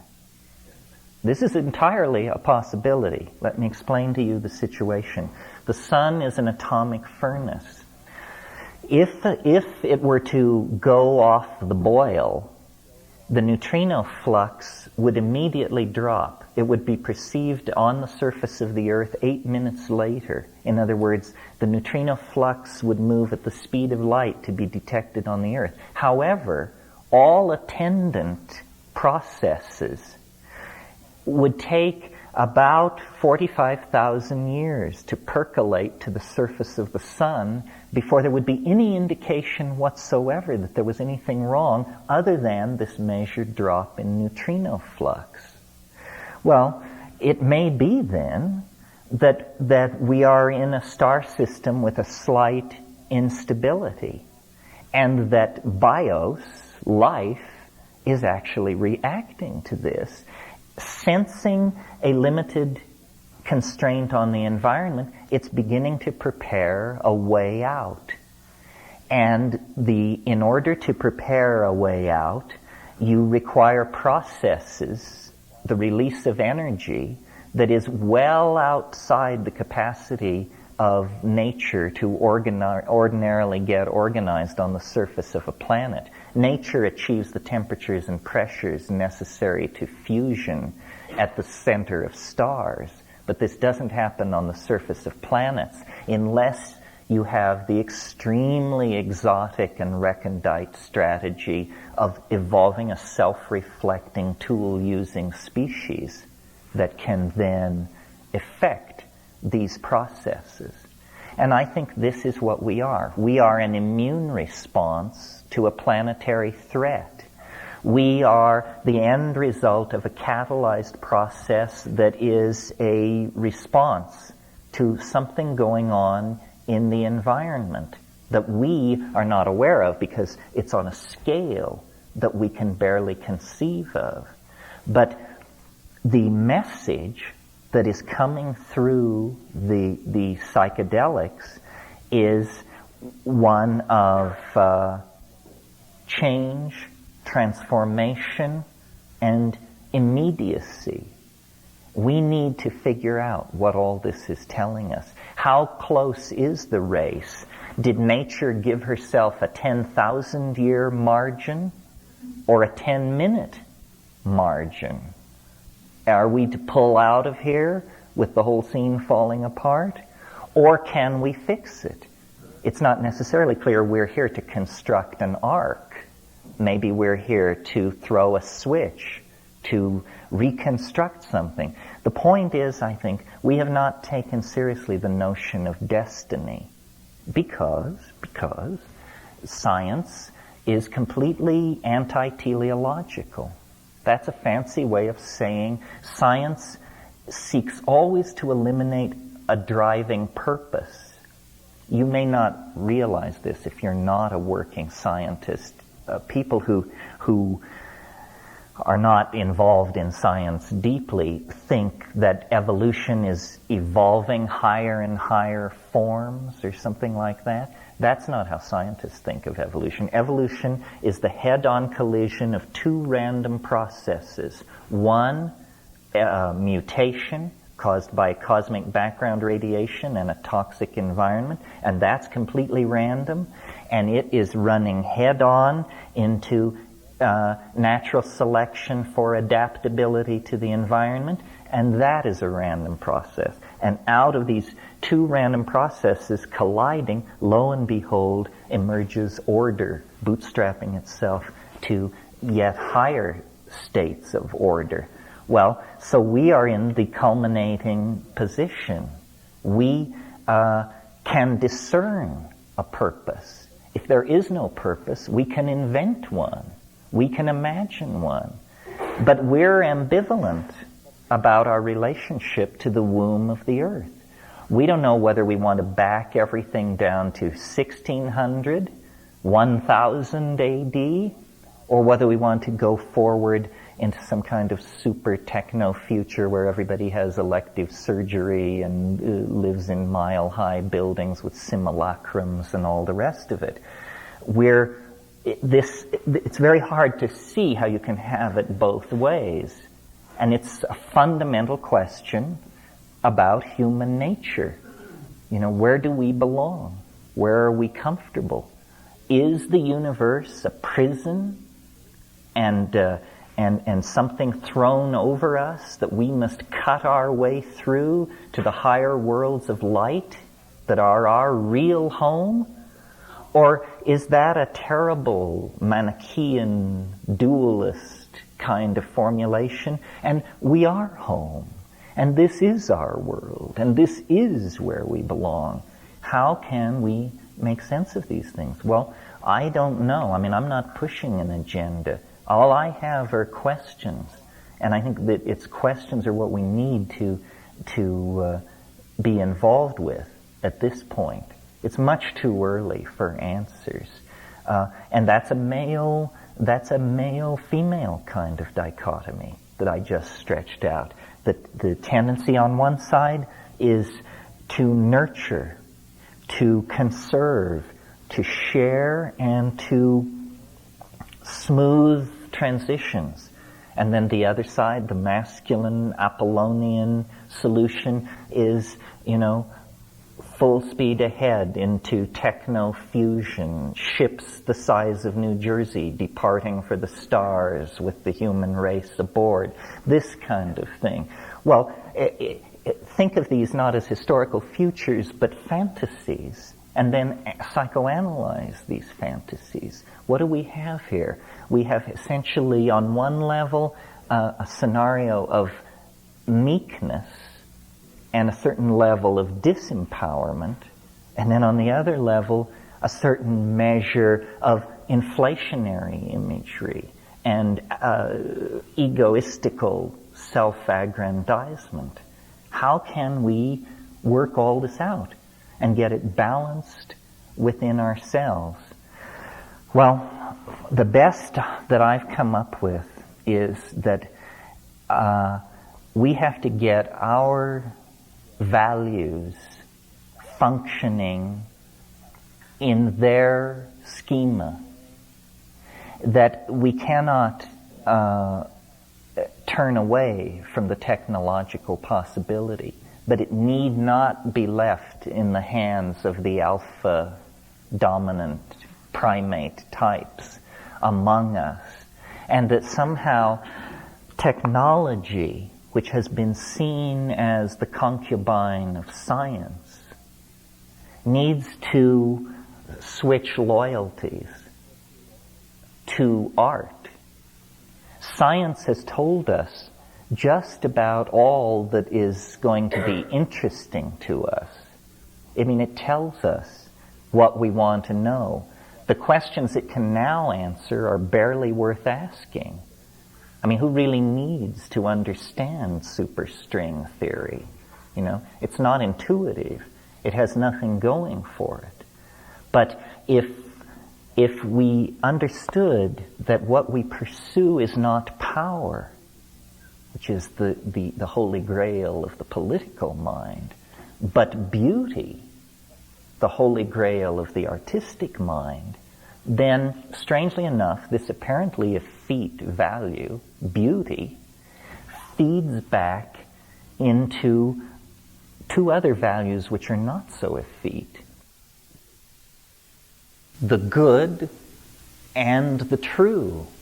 Wasn't this the Platonic Trinity? The true and the beautiful.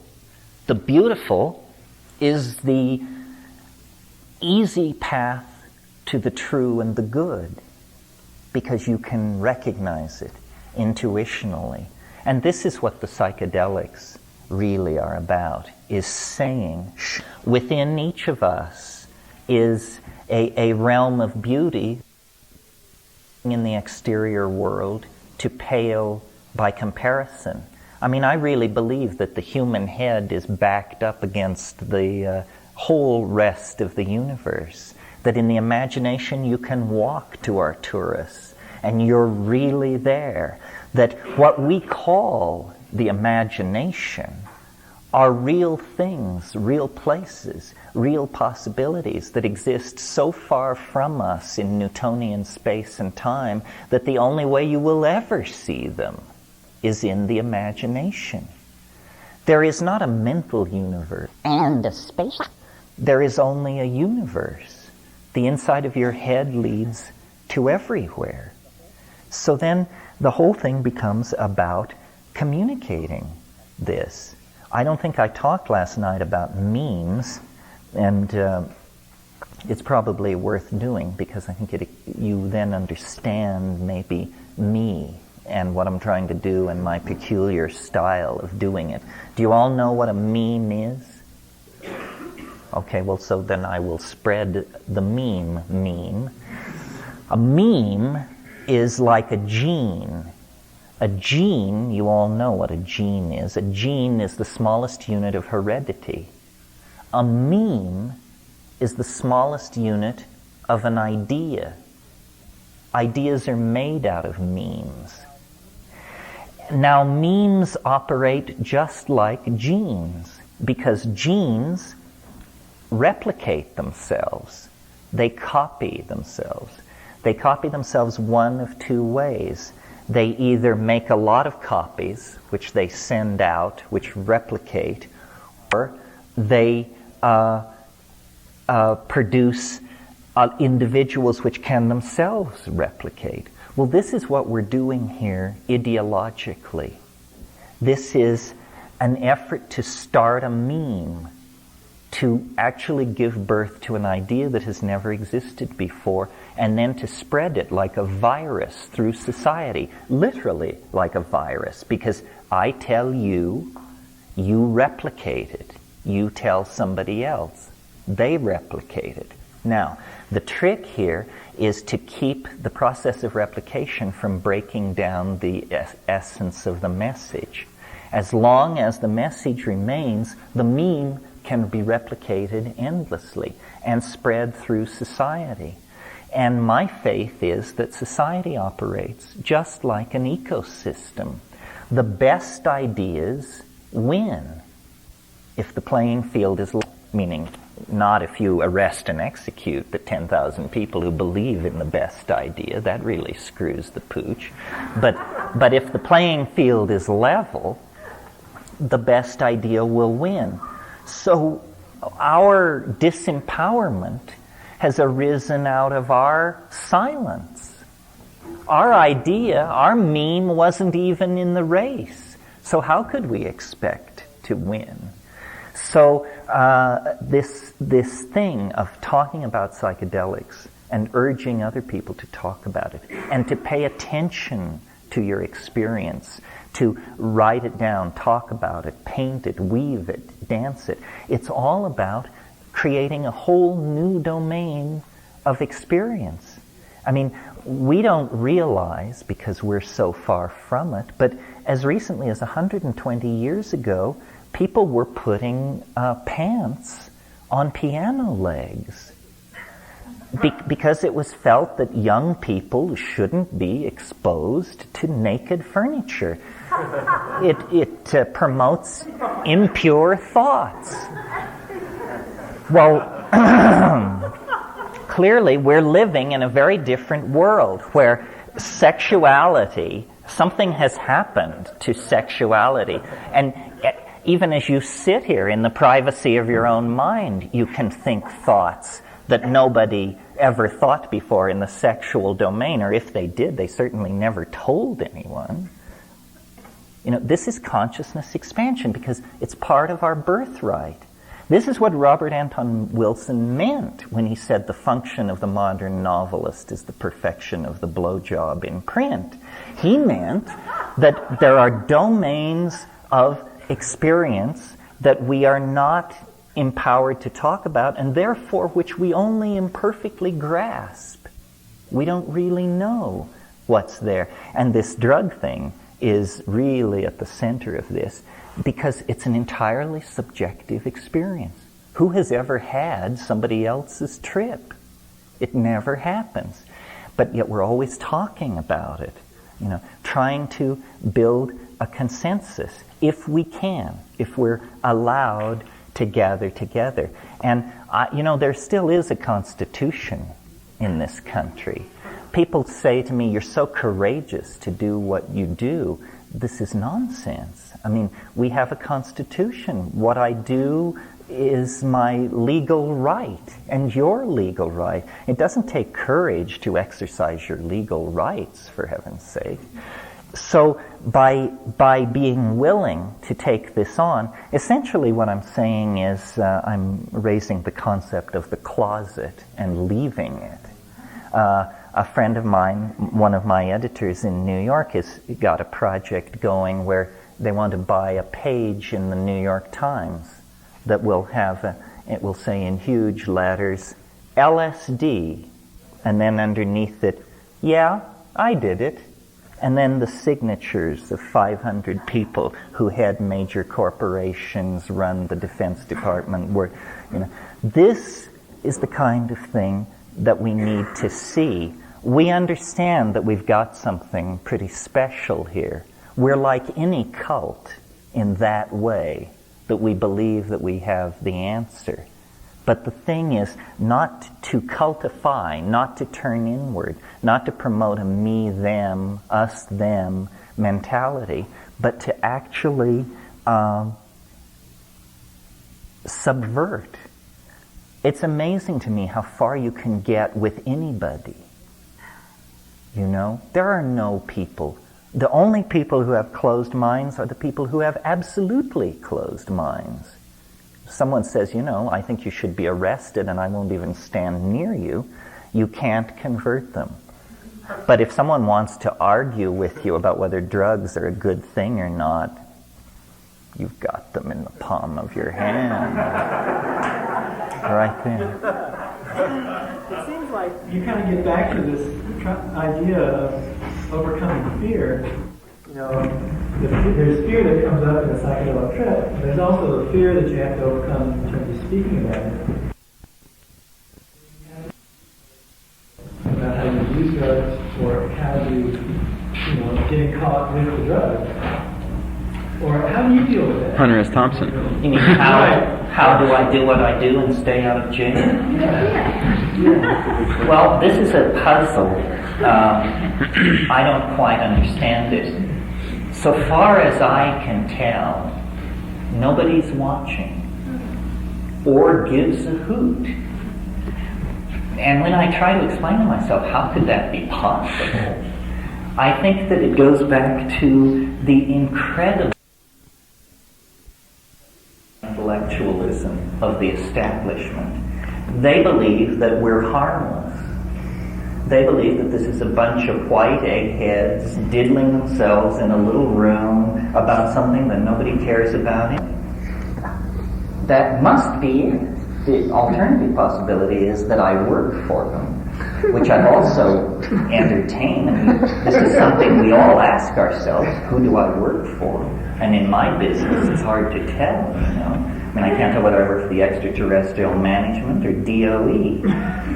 But I don't feel this is a problem. If you don't swing from the chandeliers in public, what are they going to do to you? You know? it could be you haven't gained enough influence yet. They got Tim Leary when he got really well known. Yes. But also, it could be that there's a certain level of non-arrogance on your part, or like maybe you feel yourself as I don't know, maybe a lack of ego, and I don't know. I don't think they let you stay out of jail because you have a certain lack of ego. Tim Leary, that whole approach, you see, Tim Leary on a single day spoke to more people than I have spoken to in my entire life. You don't threaten the establishment with the immediate dissolution of everything. This is a terrible strategy. The I Ching says you never confront evil directly, because if it is confronted directly, it knows how to create weapons to defend itself. Those of us who lived through the 60s, it was a tremendous education, because we thought that the revolution was won. We thought that there was nothing left to do but walk in and take over. They were on their backs. And by God, from somewhere, they found the wherewithal and the resources to turn it around and push us almost into the sea. And to this day, I don't think we really understand how they could get a hold of something like that. And so my method is to bore from within. This was really, you may not realize this, but there was a debate in the history of psychedelics. It was not a formal debate, but it was real. And it went on between the Harvard group and Huxley. And Huxley's notion was the magic bullet theory of psychedelics. He said we must get this to politicians, artists, writers, city planners, bankers, investment people. In other words, he wanted to take over society by reaching the people who run society. Leary's notion, and the notion of the Harvard group, was no, if you simply get everybody between 18 and 25, the society will have to follow. The consequences are as we see. It sort of worked, it sort of didn't. I don't second guess Leary. I think it was very important that millions of people take LSD in the 60s. We needed that. We needed that initial tremendous surge, and then retrench to do the slow, shamanic, careful work. What the 60s lacked was any sense at all of the place that this stuff had in human culture generally. The rhetoric of the 60s, if you go back and read the San Francisco Oracle and so forth, is astonishingly naive. It's in the miracle drug stuff, First we had penicillin, then we had erythromycin, now we have LSD. That was sort of the approach. It was science was giving us these wonderful, mind-altering drugs. They didn't realize that this was how religion had been done for the first million years. They didn't connect it up to shamanism. The anthropological work, the field work hadn't really been done. Now, the way of looking at it, the psychology of it has all changed. We see now that the non-psychedelic position is the minority position, the recent position, and I think this comes out of the sort of stuff that went on in the 60s. Many were strongly affected. One thing that puzzles me is a lot of people seem to associate it with the madness of youth. People who are not particularly anti-psychedelic just stop doing it. I took LSD 25 years ago. I had some great experiences. I thought about it for 20 years. Do you think there might be something back to there? I don't understand it. It's like the Japanese attitude toward political protest. You do it till you're 22, then you join Mitsubishi. You didn't give up sex when you were 25, did you? So But I'd like to hear from you, and we can direct this more esoterically as well. For me, it was like in the very early days, you could. And it should be a lesson to us all, was the tremendous profitability of it. You know, some people wanted to get high, but some people noticed that in your basement you could make $3 million worth of this stuff, and they forgot about getting high and set out to get rich. I did acid maybe 15 or 16 years ago, half a dozen times, and I felt like it was none somehow, and I just gave it up.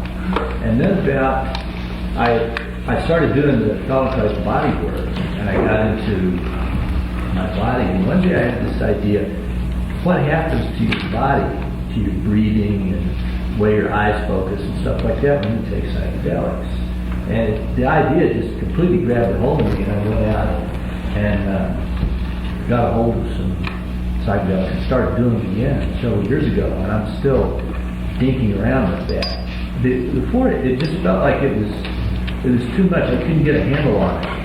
I'd take it and I'd get high, and it was pretty fantastic. But I'd come down and it'd be, well, that's it. It was elusive. Yeah, and now I feel like I've got a way to, or I'm starting to get a way to get a hold of it somehow and do something with it, and I'm still pursuing that. This purity question is a real question, and the response of my brother and myself to this in the 70s was we wrote this book, Psilocybin, the Magic Mushroom Grower's Guide. And I still think that if this is your path, if this is really it, then you have to grow mushrooms. You have to make your own stuff. It's alchemy. It is alchemy, and if you can do it, the very virtues that you must have to be able to successfully trip, the act of cultivation will force you to learn. I spent several years and quite a bit of time and money trying to grow those things. And I built the transfer chamber, I had the Asanori book and a couple of others, and about 5 or 6 times I got up to the point where I had the mycelium grown out on rye, and I would case it, and it came apart. It didn't work at that point. It got some kind of mold or something, and started to smell bad, and that was the end of it. And I went back and got that original paper by San Antonio from the Journal of Mycology or whatever. Mm-hmm. And in there he said that the single most important thing was the pH of the casing mixture. And I can't remember if the Asanori book had anything about that. The other book I was using didn't even mention that, and I got kind of disgusted that they would publish a book in that way, and I threw all my stuff away in a move. I'm not sure I hear a question. I have one. If you how do you case the stuff and make it grow? Well, it's a funny thing. I mean, I've seen people, and a lot of people begin the question you asked with, I spend a lot of money. This was probably the problem. It's a touch. It's a touch. And you have to get it. And I've seen people with thousands of dollars of equipment in sterilized rooms with pressurized air and all this go down in flames. And I've seen people with peanut butter sandwiches pitched in the corner and cats having litters on top of the refrigerator, and they're just growing it furiously. So it's a touch, and it's worth learning. I mean, the mushroom will teach you cleanliness, attention to detail, self-discipline, punctuality, just all these things. Yeah. The thing I've experienced is, it seems you have to be a certain degree incarnated to be successful exploration. Because, I see like the difference between you and me is that you not only have taken the time to explore the vastness of your mind, but also trace the morphologies. It's also a thing of time. It's vast, but you're slow enough to trace it. And when my experience has been a struggle of incarnating, you know, so there's, I mean, the EEGs show that there's hardly any going on at all. No, but the thing is that, you know, so I am, when I do mushrooms, it's so racing, and the information is so, it's almost, it's so much that I can't even trace it. So my struggle right now is to try to, I think I've gone overboard in trying to incarnate, because now I'm working on sewage treatment. I'm looking at botanicals for, you know, sewage treatment, but this is like maybe a little bit overboard for my tendency toward fantasy. You know what I mean? Sure. So I'm trying to find that balance, you know, and that sounds good in terms of the practice of mushroom cultivation might be. Have you read Faust? Yeah. Do you remember what happens at the end? What the final resolution of Faust is? Yeah. He clears swamps. He dedicates himself to wetlands clearance. That's my job. Yes. You know, after summoning a flame a mile high and going through all these titanic things, Right. he decides land reclamation is Right. where it's at. One quick technical question too. Can you grow these things at an altitude of 5,000 feet? Absolutely. Okay. Yeah.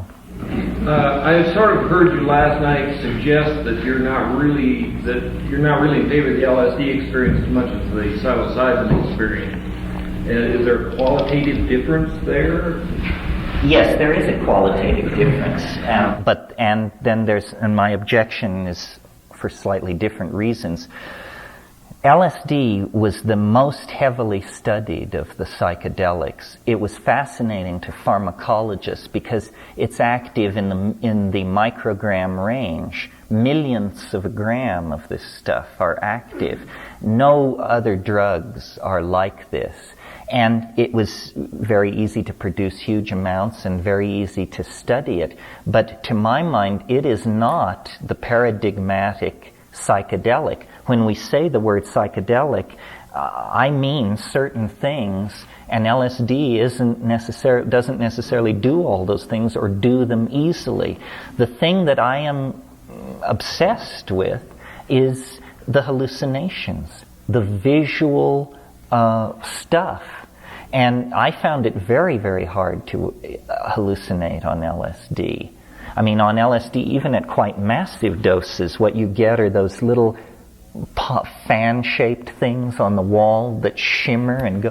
Well, that's not what I mean by a hallucination. That's actually something going on in the optical nerve. You're seeing some kind of physiological artifact. I mean visions, you know, alien worlds, jungle worlds, Arctic worlds, desert worlds, ruined palaces, labyrinthine cities, machines, structures, that kind of thing. And LSD only would do that for me if I would smoke huge amounts of hash and do breath control. I had a whole bunch of techniques to make it do what I wanted. But when I took psilocybin, that's what psilocybin does, you know. It's really concentrated in the visual thing, and DMT even more intensely. I mean, DMT replaces the world 100% with a crawling, geometric, highly colored topological manifold that is extremely difficult to anticipate. And it's this looking at stuff, the looking. After an ayahuasca trip, after a good ayahuasca trip, it's like a day spent in Soho thinking about buying prints or something. And your eyes are bugging out of your head because you've been looking. Look at this. Hours and hours and hours of looking. That's fascinating to me because where is this stuff coming from? And at the speed, and always unpredictable, always beautiful. And it's to me the proof that rationalism, reductionism, existentialism, Cartesianism, nominalism, that's all horseshit. You don't have to worry another moment about that. And these are philosophical problems that have occupied people for thousands of years. And here it is, it's just a piece of evidence. You know, it's like Heidegger said, if they ever make a speech-operated typewriter, my philosophy is out of business.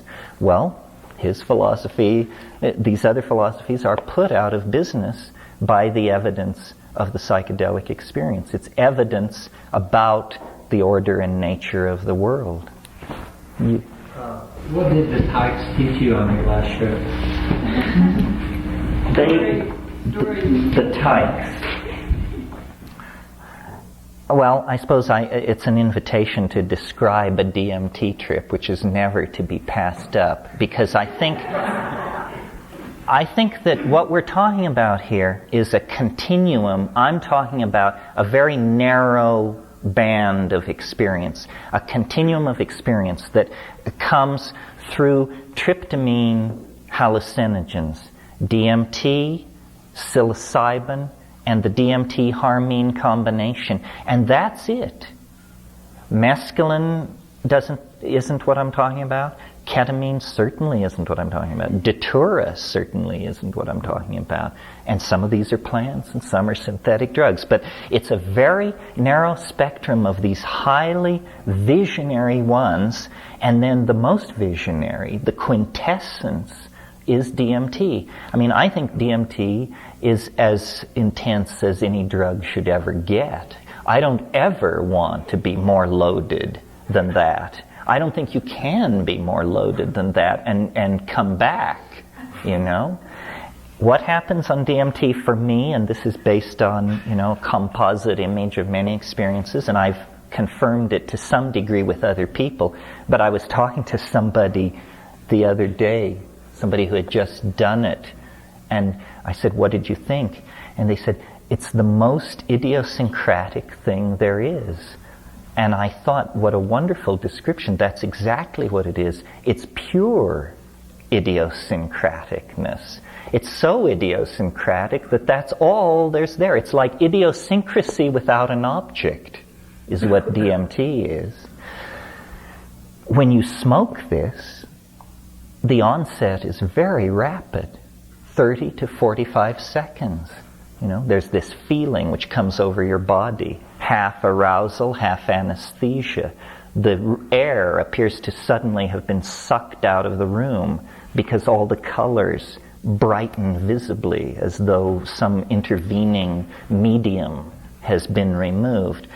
And then there's a sound, like a piece of bread wrapper or cellophane being scrunched up and thrown away.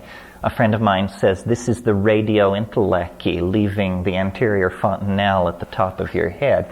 I'm not sure I want to line up with that, but a membrane is being ripped, something is being torn. And then there is a total, what Mircea Eliade, in a wonderful phrase, calls a complete rupture of the mundane plane. You know, that's like a hit-and-run accident, except the car came from hyperspace.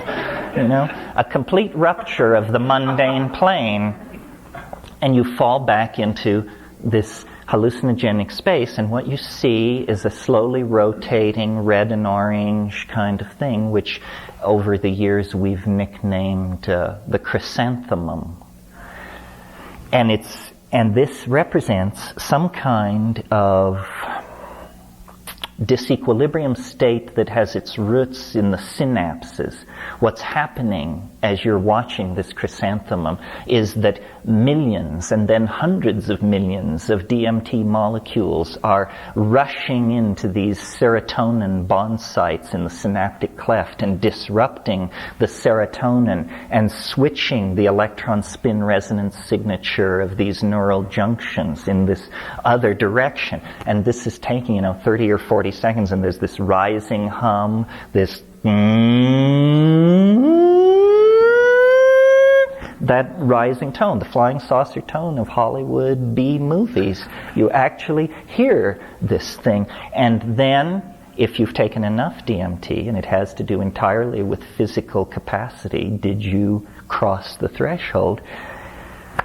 Something happens for which there are no words. A membrane is rent, and you are propelled into this place, and language cannot describe it. accurately. Therefore, I will inaccurately describe it. The rest is now lies.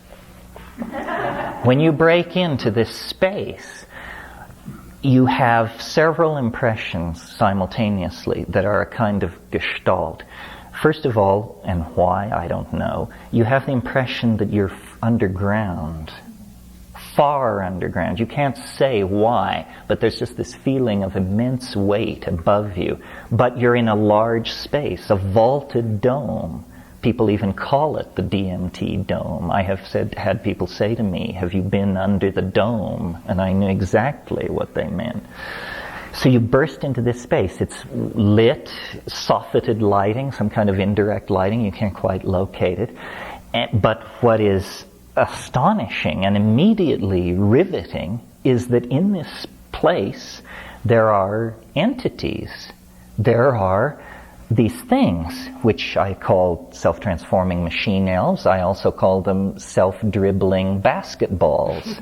But they are none of these things. I mean, you have to understand, these are metaphors in the truest sense, meaning they're lies.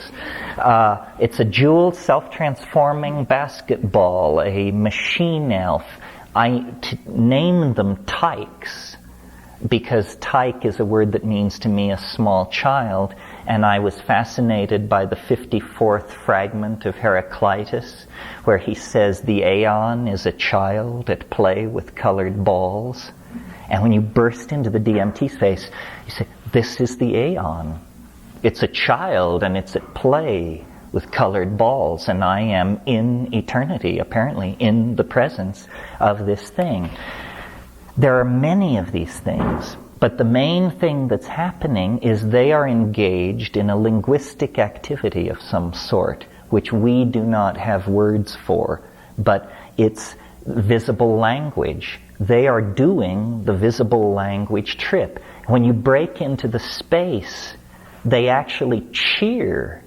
The first thing you hear when you pass across is this, yeah. You know the Pink Floyd song, "The Gnomes Have Learned a New Way to Say Hooray"? This has got to be what these guys were talking about. What the hell else could it be? It doesn't make any sense otherwise. You break into this space, the gnomes say hooray, and they come rushing forward. And the thing then that happens is, and people say, is there risk to DMT? It sounds so intense. Is it dangerous? The answer is yes, it's tremendously dangerous. The danger is the possibility of death by astonishment. And you must prepare yourself for this eventuality, because you are so amazed. Amazement seems to be the emotion that has torn loose and swamped everything else. I mean, astounded? When was the last time you were genuinely astounded? I mean, I think you can go your whole damn life without being astounded. And this is astonishment raised, to the nth degree, to the point that your jaw hangs. I mean, you're like this. And it raises issues, like you say, Jesus, I must be dead. And you say, and the weird thing about DMT is it does not affect what we ordinarily call the mind, the part that you call you. Nothing happens to it. You're just like you were before. But the world has been radically replaced. 100%. It's all gone, and you're sitting there and you're saying, Jesus, a minute ago I was in a room with some people and they were pushing some weird drug on me, and now what's happened? What happened? Is this the drug? Did we do it? Is this it? And meanwhile, these things are saying, do not give way to amazement. Control your wonder. In other words, they try to bring you down. They say, don't just goof out on this. Pay attention. Pay attention to what we're doing. What are you doing? Say, this is what we're doing, and then they proceed to sing objects into existence. Amazing objects. Objects that are like Fabergé eggs, things made of pearl and metal and glass and gel.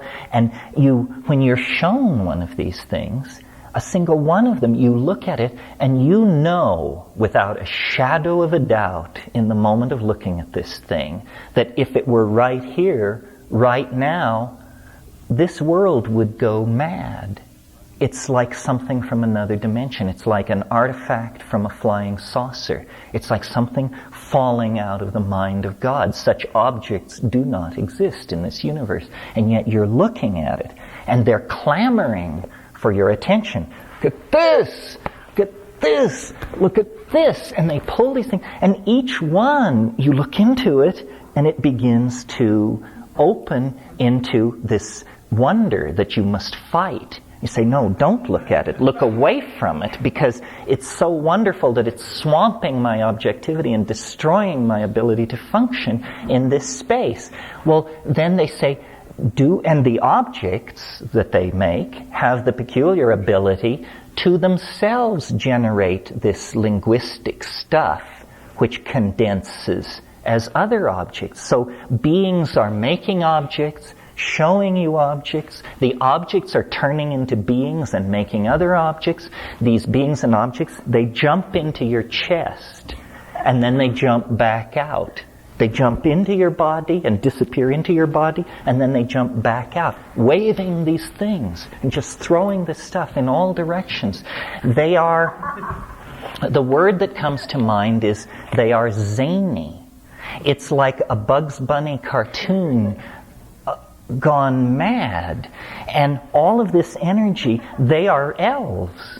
This is what elves are. It's this weird thing where they love you, or they like you a lot, but you can tell that their sense of humor is weird, and that you must be very careful of the deals you cut with these things.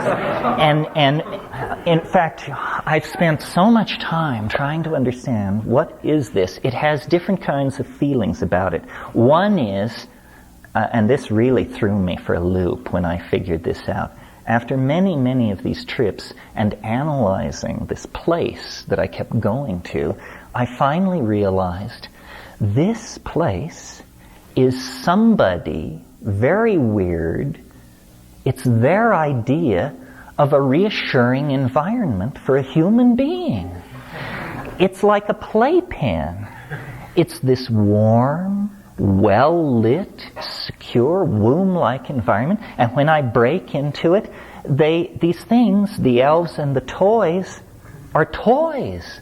These are things to amuse me. The way you would hang cubes and blocks above a playpen, you know, because children are supposed to coordinate shapes and bright colors.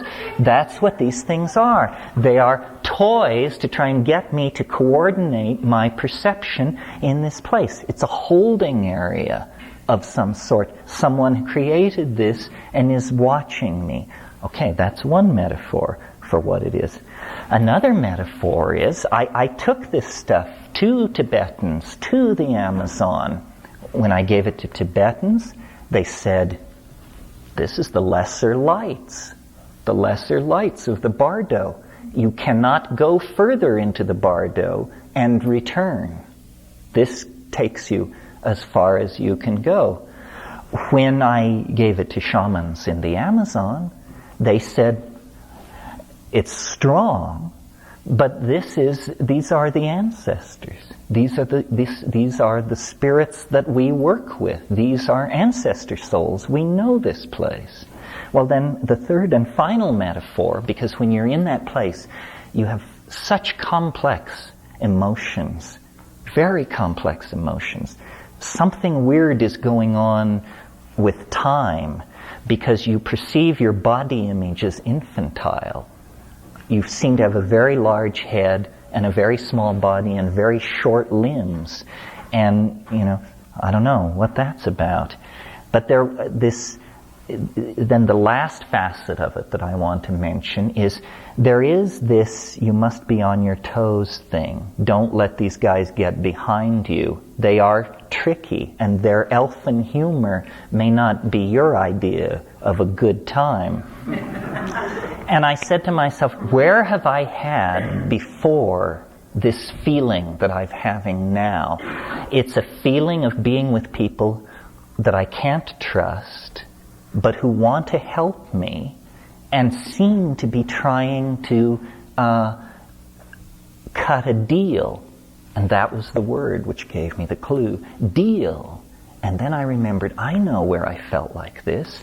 I felt like this in the Crawford Market in Bombay when I had a kilo of gold in my pocket and I was trying to trade it for hashish, and I was surrounded by all these Arab hash traders, and they were saying, we're your friend, just wait, don't worry. And I said, yes, I know you're my friend and I'm not worrying, but, perform. And so then I said, aha, the creatures in the DMT flash are traders.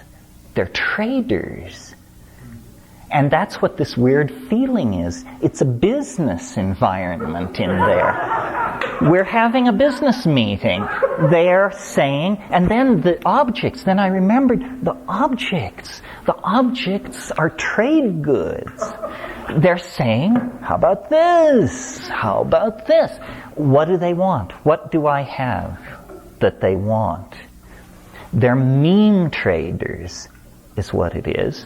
And I think that what they wanted and got and took, without bothering to even say a word about it, was everything I knew about the I Ching. And they're like art collectors. They say, well, the idea is primitive, and primitive in its execution, but with a certain kind of internal integrity that one really must respect. So they're primitive art collectors, and what they left me with then was my own, their model of time, which is the closest thing to one of these hyperdimensional objects. The objects themselves cannot exist in this world, but the blueprints of them can. And this afternoon, if the computers are up and running, I will run through this time idea with you. And I think I will be able to convince you that it has a weirdly crafted patina to it, that the feeling is it didn't spring from human minds. It is a creature of another kind of mental universe. And I think, aside from the crisis on this planet and our own personal difficulties, this is the real challenge of the psychedelic thing, is to meet the inhabitants and to trade with them and set up a relationship. The notion traders, they can trade hyperspatial notions from across the cosmos. And this may be all the extraterrestrial contact that we're going to be vouchsafed, Yeah. In regard to your perception, you're breaking through DMT and seeing these machine-like alpha creatures.